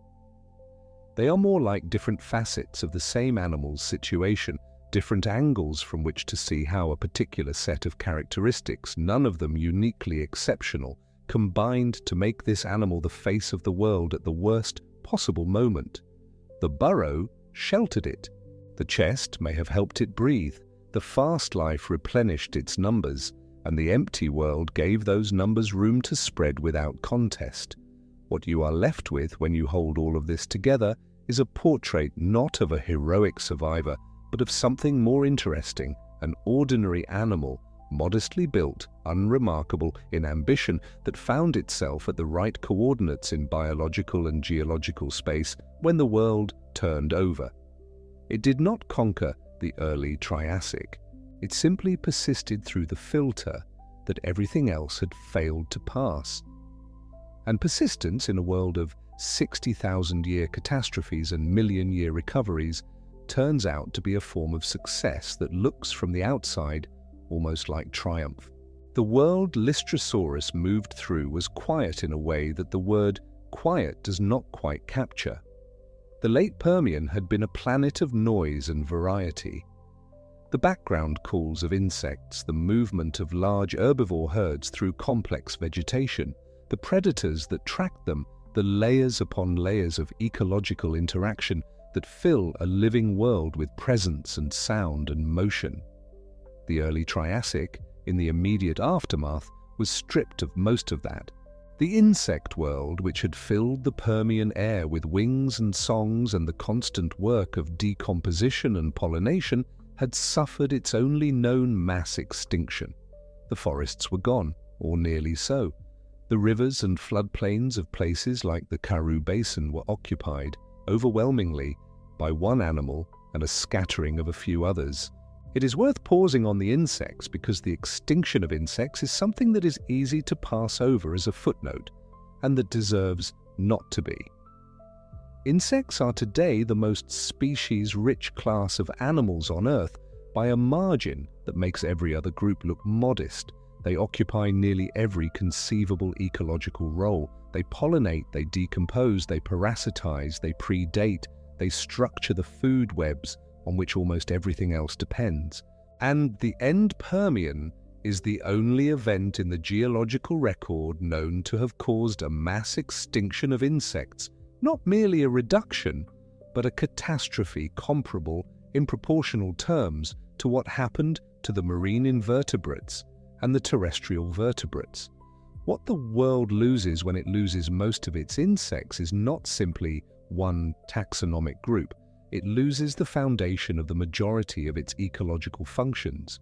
And that loss echoed through the early Triassic recovery in ways that are still being worked out, because you cannot rebuild a complex food web without rebuilding the base of it first. The ocean, too, was quiet in ways that were unprecedented since the Cambrian. The reefs were gone, the crinoid meadows were gone. The brachiopods, which had dominated the Paleozoic seafloor for hundreds of millions of years, were reduced to a handful of survivors. The water itself in large regions was inhospitable to complex animal life, too warm near the equator, too anoxic at depth, too acidic to support the calcium carbonate skeletons that reef builders and shelled organisms depend on.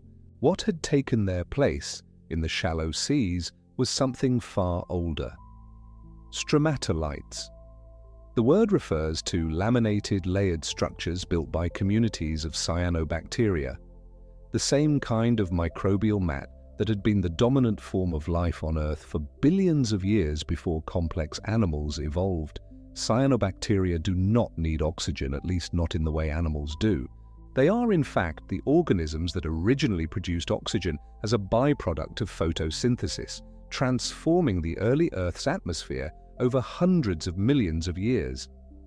They are extraordinarily tolerant of chemical extremes.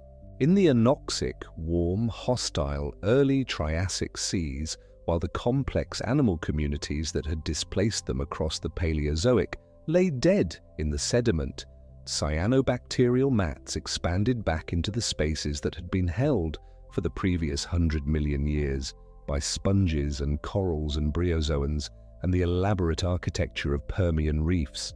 Geologists who study the carbonate rocks of the early Triassic speak of what they call anachronistic facies, rock types and sedimentary structures that look like they belong to the Precambrian, to the world before complex animals, because they are built by the same organisms and the same processes that built the Precambrian seafloor: microbialites, wrinkle structures, layers of laminated carbonate that are the work of bacterial mats rather than of the filtering, framework-building organisms of a diverse and complex marine community.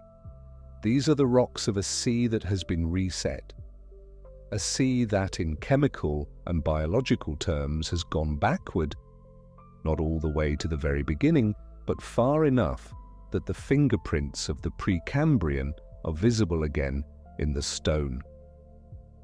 And on land, the picture was no less haunting. The forests were gone, not thinned, not damaged, not patchy, gone in the way that a fire goes through dry grass, but slower and total, and with no green edge waiting on the other side. The coal record is one of the most quietly devastating signals in all of geology, because coal is, at its heart, the compressed and transformed remains of living plants. Forests fall, their wood accumulates in swamps and peat bogs, and over millions of years that peat is buried and compressed and slowly cooked into the black seams that miners have cut from the earth across every continent. It is a slow, patient record of life. And in the rocks of the early Triassic, that record nearly vanishes. Geologists call it the coal gap. For several million years, a span of time that is difficult to hold in the mind because several million years is long enough for entirely new families of organisms to evolve and spread and diversify, the world produced almost no coal. Not less coal than before. Not a reduced seam, a thinner layer.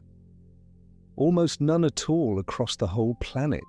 When you stand in a museum looking at a map of the world's coal deposits and someone tells you that for several million years in the early Triassic, that map was essentially blank, the weight of it takes a moment to arrive. Because what the coal gap really is an absence of forests, and an absence of forests is an absence of the living world that forests make. Think of what a forest does. It holds water, it cycles nutrients, it builds soil from the slow decomposition of its own fallen leaves and bark and wood. It shelters a community of organisms, all insects and fungi and small burrowing animals and birds and amphibians, all hardened, that depend on the particular microclimate it creates. A forest is not a collection of trees, it is an architecture, a community, a self-sustaining system in which the trees and the organisms that live among them have been co-evolving and mutually sustaining each other for so long that the whole structure has become something more than the sum of its parts.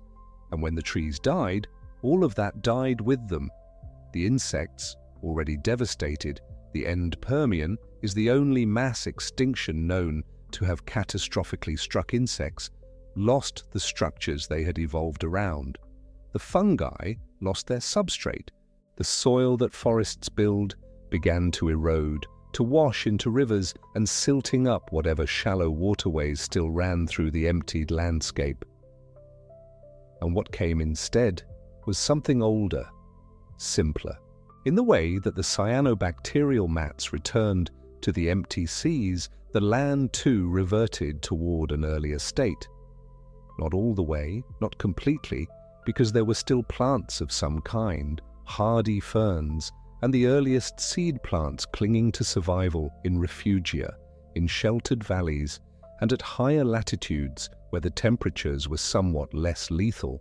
But the great coal-forming forests of the late Permian, the complex, layered communities of plants that had built the coal seams of every continent, that had been building them for tens of millions of years, those were simply gone. And they did not come back quickly. Several million years is a long time to hold your breath. What came in the immediate aftermath of the dead forests was recorded in the sediment as well, and it is perhaps the most macabre signal in the entire geological story.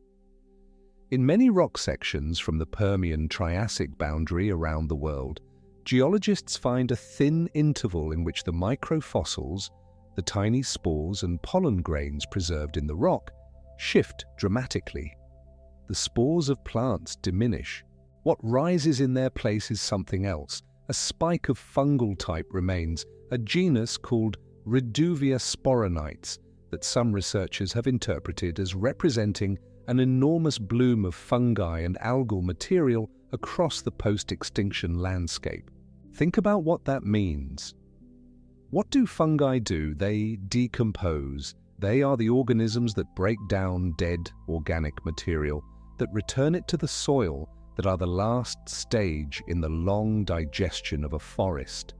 A global bloom of fungal material in the rock record following immediately after the plant record collapses has been interpreted by some scientists as the signature of exactly that, the Great Global Rot, the decomposition of the world's dead vegetation. The forests died, and the fungi came, as they always do.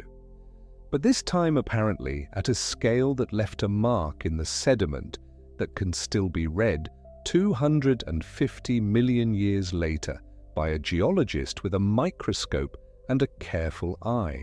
It should be said, because this is a story that deserves honesty about what we know and what remains contested, that the fungal spike interpretation has been debated. Some researchers have questioned whether Reduvia sporonites necessarily represents fungal material at all, or whether other organisms might account for the signal. The picture is not perfectly clean, but the basic signal, a dramatic shift in the microfossil record at the boundary, consistent with the collapse of complex plant communities and the rise of decomposer-dominated ecosystems, is real and widely documented. The world, whatever exactly the mechanism, decomposed, and in decomposing it left a record. This is what Lystrosaurus walked through, not a landscape of fire and dramatic destruction. By the time the stocky little dicynodont was wandering in numbers across what we now call Southern Africa and India and China and Antarctica, the dramatic phase was over, or at least the most acute phase. The world was not burning, it was empty. And empty is, in its own way, a more unsettling thing to imagine than fire.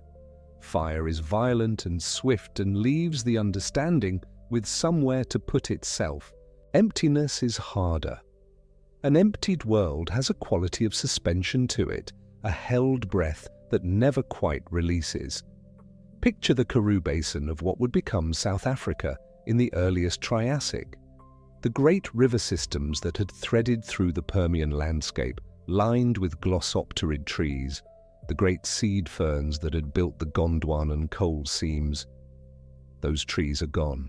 The rivers still run, but they run differently, unconfined, braided, spreading across wide sandy floodplains because there are no deep root systems to hold the banks together, no forest litter to slow the runoff, no dense undergrowth to bind the soil. Rivers without forests behave differently. They braid and wander and spread, and the sediment they carry is different, and the rock record left by early Triassic river systems has a characteristic signature that geologists can read as the signature of a deforested landscape. And in those braided rivers, and on those floodplains, and in whatever wetter refuges still existed, there was Lystrosaurus. Not everywhere, not filling every niche, but present. Feeding on whatever low vegetation had managed to survive, or perhaps on roots or tubers, or the hardy early plants that were among the first to begin the slow work of reclaiming the desolate ground. And, critically, doing something that may have been among the most important things any animal could do in this world: burrowing, going underground. We have spoken already of the possibility that burrowing behavior helped Lystrosaurus survive the worst of the killing interval itself, hiding beneath the surface from the lethal heat and the toxic air. But burrowing may have continued to be important in the aftermath as well. An underground refuge is a refuge from temperature extremes. It is a refuge from ultraviolet radiation in a world where the ozone layer may have been damaged. It is a refuge from the still unstable surface conditions of an early Triassic that was not by any means a gentle world even after the main extinction pulse had passed, because the recovery was not smooth. This is one of the things that separates the end-Permian aftermath from other mass extinction recoveries, and it is one of the reasons the recovery took so long. The typical mass extinction follows something like a pulse. The crisis hits, the worst of it passes, and then life gradually diversifies and fills the empty ecological spaces, and within a few million years, sometimes faster, the world is complex again.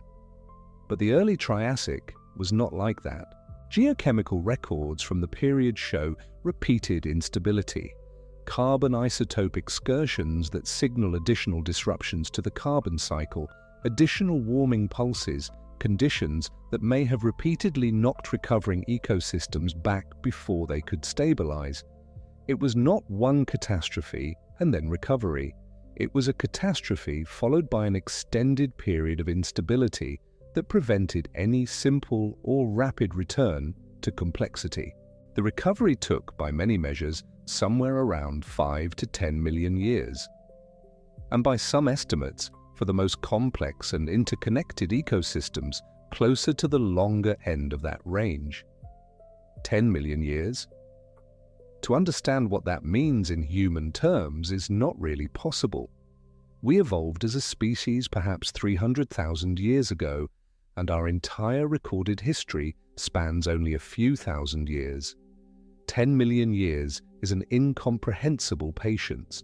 It is the patience of geology itself. And life, in the early Triassic, had no choice but to be patient. Through all of that time, through the repeated disruptions and the unstable carbon cycle, and the still too warm seas and the too thin air, Lystrosaurus and its kind persisted. They were not the only things that persisted. There were other dicynodonts, other therapsids, early archosaurs beginning to appear on the evolutionary stage. There were fish in the rivers.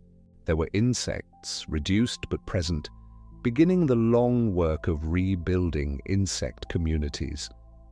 There were plants pushing back from their refugia, slowly reclaiming the empty ground. But Lystrosaurus was, in those earliest millions of years after the Great Dying, the dominant face of the terrestrial world, the most numerous, the most widespread, the disaster taxon of the land. And then there is Antarctica.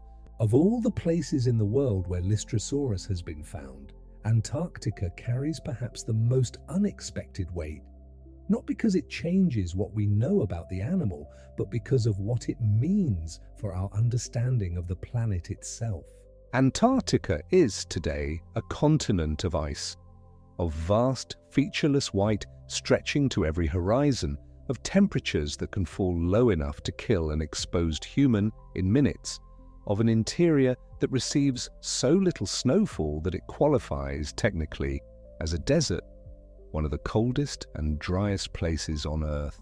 To imagine any warm-blooded creature, let alone a stocky, beaked, barrel-chested plant eater the size of a pig, wandering freely across what is now the Antarctic continent requires a significant imaginative effort.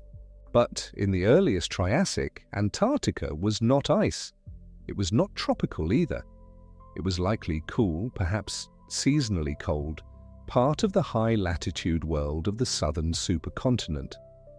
And it was connected to Africa, to India, to South America, to Australia, all part of the great single landmass that geologists and paleontologists call Pangaea, the supercontinent, the world before the continents drifted to where they now stand. When expedition teams working in the Transantarctic Mountains in the late 1960s and early 1970s began recovering Lystrosaurus specimens from the Antarctic rock, the same stocky, tusked, downward-beaked skull that paleontologists had been pulling from the Karoo Basin of South Africa for nearly a century. It was not just a discovery about a single animal. It was a piece of evidence so concrete and so vivid that it helped cement, in the minds of the scientific community, the reality of continental drift. Here was the same animal recovered from a frozen continent at the bottom of the world, and from the baking Karoo of southern Africa, and from the Indian subcontinent, and from sediments in China and Russia. The same creature, the same species, distributed across what are now the most widely separated pieces of land on Earth. The reason is Pangaea. 250 million years ago, these places were not separate. They were one. Lystrosaurus did not cross oceans. It wandered across a single continuous landmass, from one region to another, as freely as any land animal moves across connected terrain. It did not know it was ranging across what would one day become 4 separate continents. It was simply looking for food, for shelter, for whatever the emptied world of the early Triassic had to offer. And that is what makes Lystrosaurus something more than a fossil curiosity. It is a ghost drawn on a map that no longer exists. Every specimen pulled from the Antarctic rock is a line on that vanished map, a record of a world where Africa and Antarctica were neighbors, where India was pressed against the southern coast of what is now Asia, where the southern hemisphere was a single, coherent landmass, and the same stocky, beaked animal could, in principle, walk from one end of it to the other. The Antarctic finds were important for science in ways that extended far beyond paleontology. They arrived at a moment when the theory of plate tectonics, the understanding that the continents move, that they have always moved, that the positions they occupy today are simply the current frame of a film that has been running for billions of years, was still being debated and accepted. Lystrosaurus in Antarctica was not the only piece of evidence for Pangaea, but it was one of the most viscerally compelling. A single animal, recognizable, distributed across continents that could not otherwise explain each other's geological and fossil records without the mechanism of continental drift. The pig-sized, beaked survivor of the greatest extinction in Earth's history turned out to be, among other things, a witness to the planet's own slow rearrangement of itself. There is something in that which seems worth pausing to hold. An animal that survived the death of most of the world and then distributed itself so widely across the surviving landmass that 250 million years later, when the land it walked on had broken into pieces and drifted to the corners of the globe, its bones would still be there, in the Antarctic mountains, under ice and sky, to be recovered by human hands and to tell us something we had almost missed about the nature of the world itself. The world, meanwhile, was slowly changing.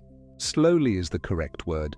There was no moment of dramatic recovery, no single season when the forests returned and the seas filled and the air thickened and the world looked again like the Permian world that had been destroyed.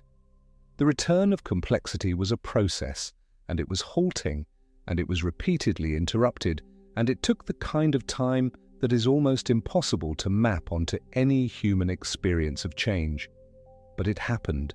The plants came back first, as they always do, because plants are the foundation, the primary producers that everything else depends on, and without them, nothing else can rebuild.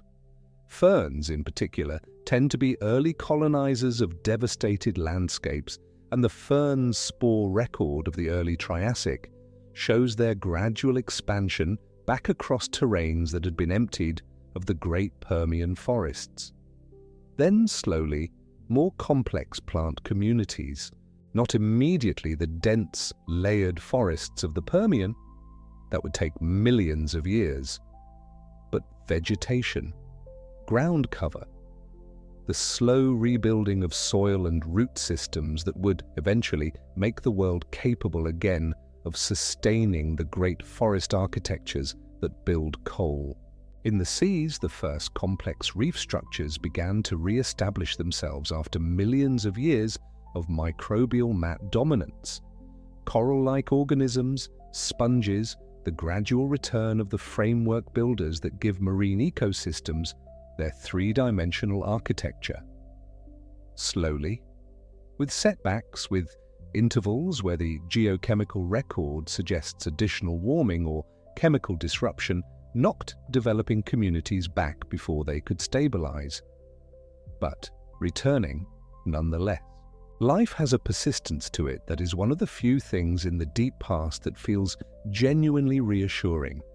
And on land, among the therapsids and the archosaurs and the slowly diversifying community of vertebrates that the emptied world was beginning to support, something was happening that would change the planet's story in ways that Lystrosaurus could not have foreseen. Though, of course, animals do not foresee anything. The world that Lystrosaurus inherited by surviving was, in a sense, the world it bequeathed to everything that came after. The archosauromorphs were already appearing in the early Triassic. They were, at first, modest animals, part of the diversifying community of terrestrial vertebrates that the post-extinction world was slowly assembling. But the archosaur lineage would become, in time, something remarkable. It was the archosaurs that would give rise to the crocodilians, and it was the archosaurs that would give rise to the dinosaurs, the animals that would come to dominate terrestrial ecosystems for the next 160 million years after the end-Triassic. Lystrosaurus did not know it was inhabiting the cradle of the dinosaurs. It was simply living in its stocky and unhurried way through a world that was still recovering from catastrophe. But the world it lived in, and the ecological spaces it held open by its persistence were the same world in which the archosaurs would diversify, in which the first true dinosaurs would eventually appear, in which the ancestors of the mammals, including, eventually, the lineage that would produce the thinking, wondering creature now reading these words, were also finding their way through the difficult terrain of the Triassic. And Lystrosaurus's own family, the Dicynodonts, were not finished. This is one of the quieter, more remarkable facts of the recovery story. The Dicynodonts that had survived the extinction did not simply persist as minor characters in a world increasingly dominated by others. They diversified, they spread, and in the late Triassic, some Dicynodonts grew to sizes that would have been astonishing compared to the pig-sized survivors of the early aftermath. A Dicynodont called Lysowitzia, known from late Triassic deposits in what is now Poland, grew to something approaching the size of an elephant. An elephant. From the same family of animals, the same fundamental body plan, the same beaked, tusk-bearing skull, as the stocky little Lystrosaurus that had walked through the post-apocalyptic emptiness of the earliest Triassic. The lineage endured, it grew, it explored its range of possible forms, and then, eventually, it faded. The Dicynodonts did not survive into the Jurassic, but for a period of tens of millions of years after the greatest extinction in Earth's history, the descendants of the stocky little survivor were among the largest land animals alive. There is something in that feels, in the deepest and most impersonal sense, like a kind of vindication, not of the animals themselves, because they had no goals, no hopes, no awareness of what they had come from, but of the process, of the fact that life, given enough time and enough of a foothold, will fill what it can fill, will build what it can build, will become, again, something vast and strange and various. The world that came out of the end-Permian recovery was not the Permian world restored. It was something new. The Triassic, and then the Jurassic, and then the Cretaceous were different worlds, differently structured ecologically, with different dominant organisms, different relationships between predator and prey, and plant and soil. The Permian world was gone. What replaced it was the world of the dinosaurs and the world of the first true mammals, and eventually, by a long and winding road that passes through extinctions and recoveries and evolutionary experiments of enormous variety, the world we inhabit now. All of that, all of it, traces back through the narrow neck of the Permian-Triassic boundary. Through the moment when the Siberian Traps began their eruptions, when the magma found the coal and salt and carbonates of the Tunguska basin, when the cooked rock released its stored carbon into a sky that could not absorb it quickly enough, when the seas warmed and acidified and lost their oxygen, when the forests died and the fungi bloomed over the dead vegetation, when the ozone thinned and the ultraviolet reached the ground and left its record in malformed spores.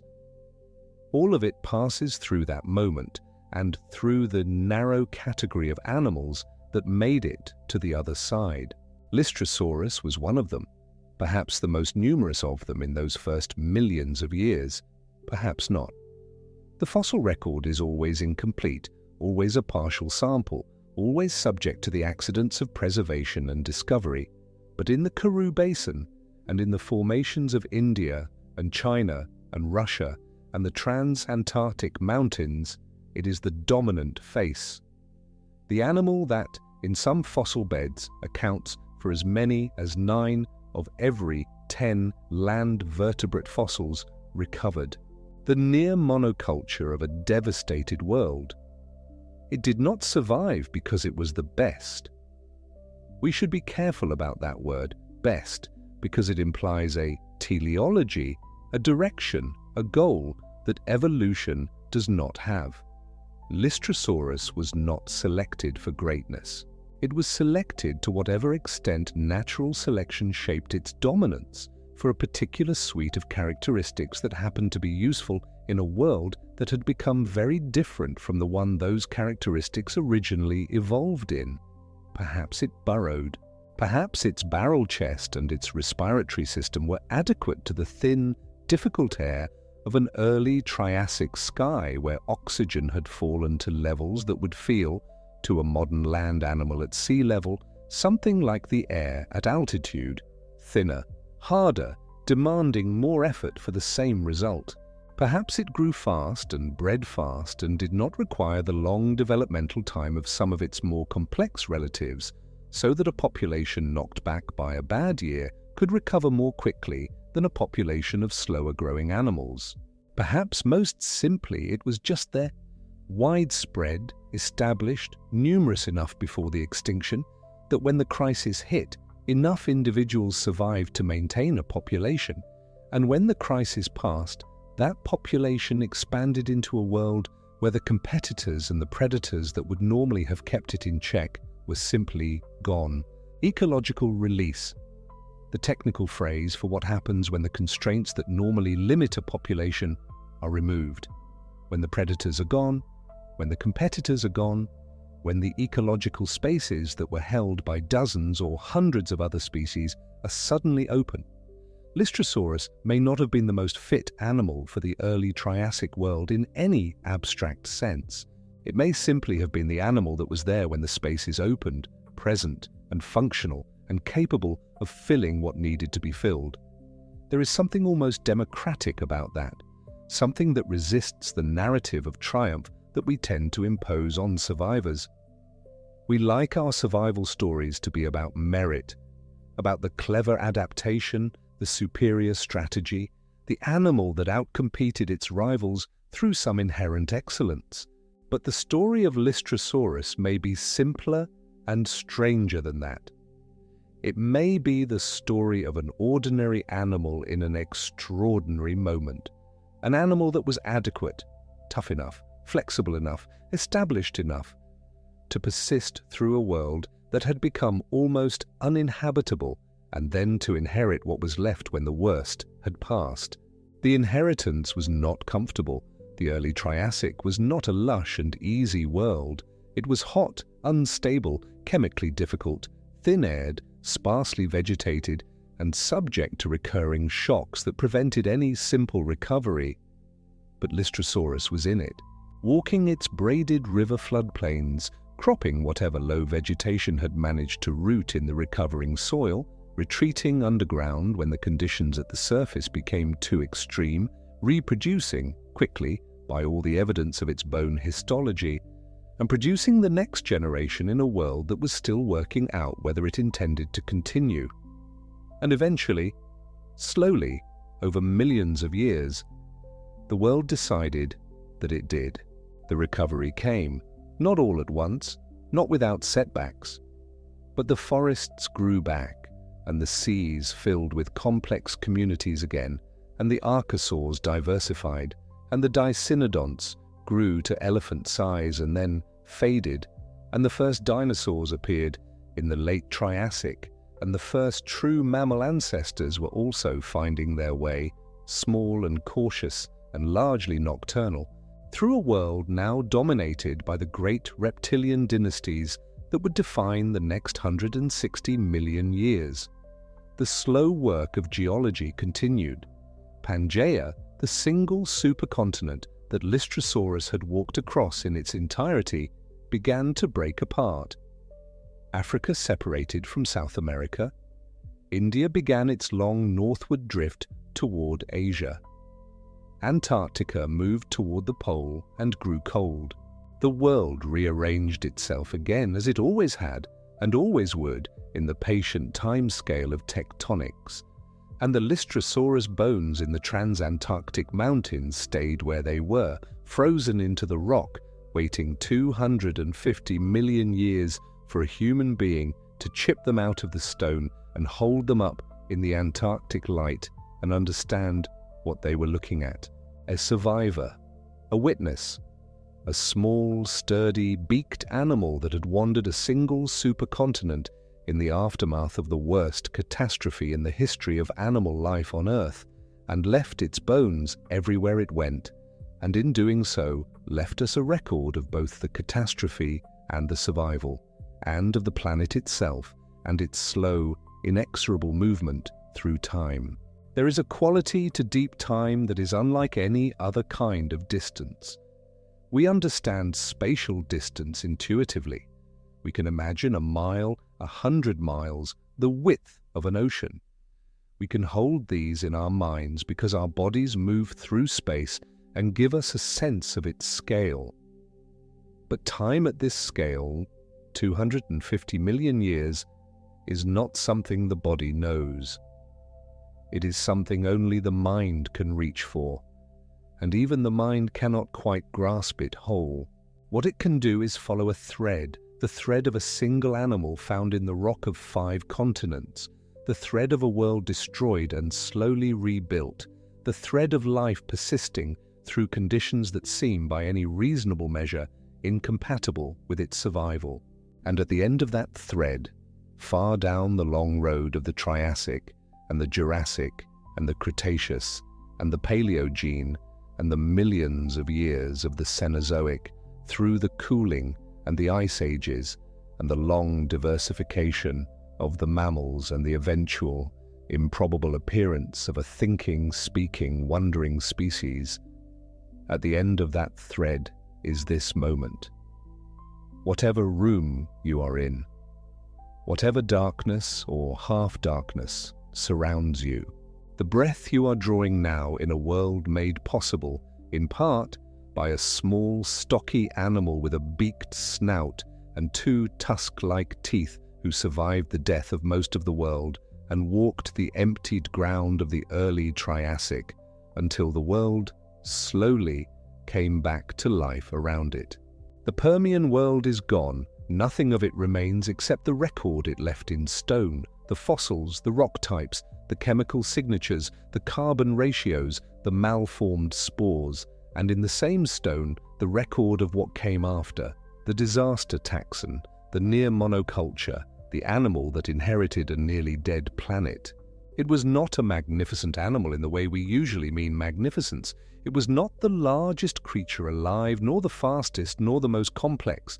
It had a beaked snout that it used to crop vegetation, and 2 tusks, and a barrel chest, and sprawling limbs that carried it at a measured pace across floodplains where nothing much was growing.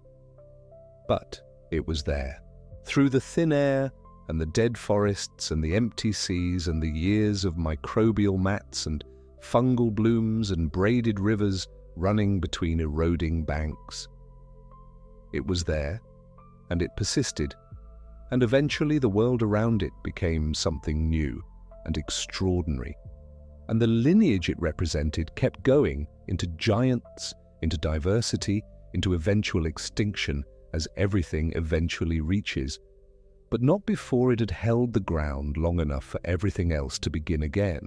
Remember what it represents the next time you find yourself thinking about survival, about what it means to endure, to persist through conditions that seem impossible, to simply continue when continuing seems improbable. It is not always the most spectacular creature that remains.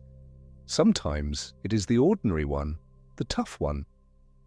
The one that found a burrow and stayed in it until the worst had passed, and then came out and fed on whatever the devastated world had to offer, and kept going. They were there. They were adequate. And the world that came after them, the world of dinosaurs and mammals and everything that followed, was built on the ground they held. If you feel moved to share where in the world you are listening from tonight, I would genuinely like to know whether you are in a quiet room in South Africa, where the Karoo Basin still holds the bones of Lystrosaurus in its ancient rock, or in India, or in China, or somewhere in the high latitudes where the air is cold and the night comes early. The comments are there, and I read them. It is one of the things that makes this strange, solitary medium feel sometimes like a community, There are more stories here, of the same slow and careful kind, waiting for whenever you want them. Stories of deep time and ancient lives and the long, patient work of a planet that has been through catastrophe before, and, through some combination of chemistry and biology and geology and the persistence of life in the face of conditions that seem designed to end it, has always, so far, found a way to continue. You have done enough for one night. The Permian is settled in its stone. Lystrosaurus has been found and studied and understood as well as it can be understood. The forests have grown back over millions of years, and the seas have filled, and the dinosaurs have come and gone, and the mammals have diversified and spread, and somewhere in the long chain of that recovery, the lineage that would become us found its footing and kept walking. There is nothing left to hold tonight. The deep past is where it has always been, patient, unchanging, waiting in the rock for whoever comes to look. And the world that came out of that ancient catastrophe, the world in which you are lying now, is the proof that persistence and time can make something extraordinary from the wreckage of something lost. Let the deep thoughts settle and let yourself sink with them. Good night. Sleep well.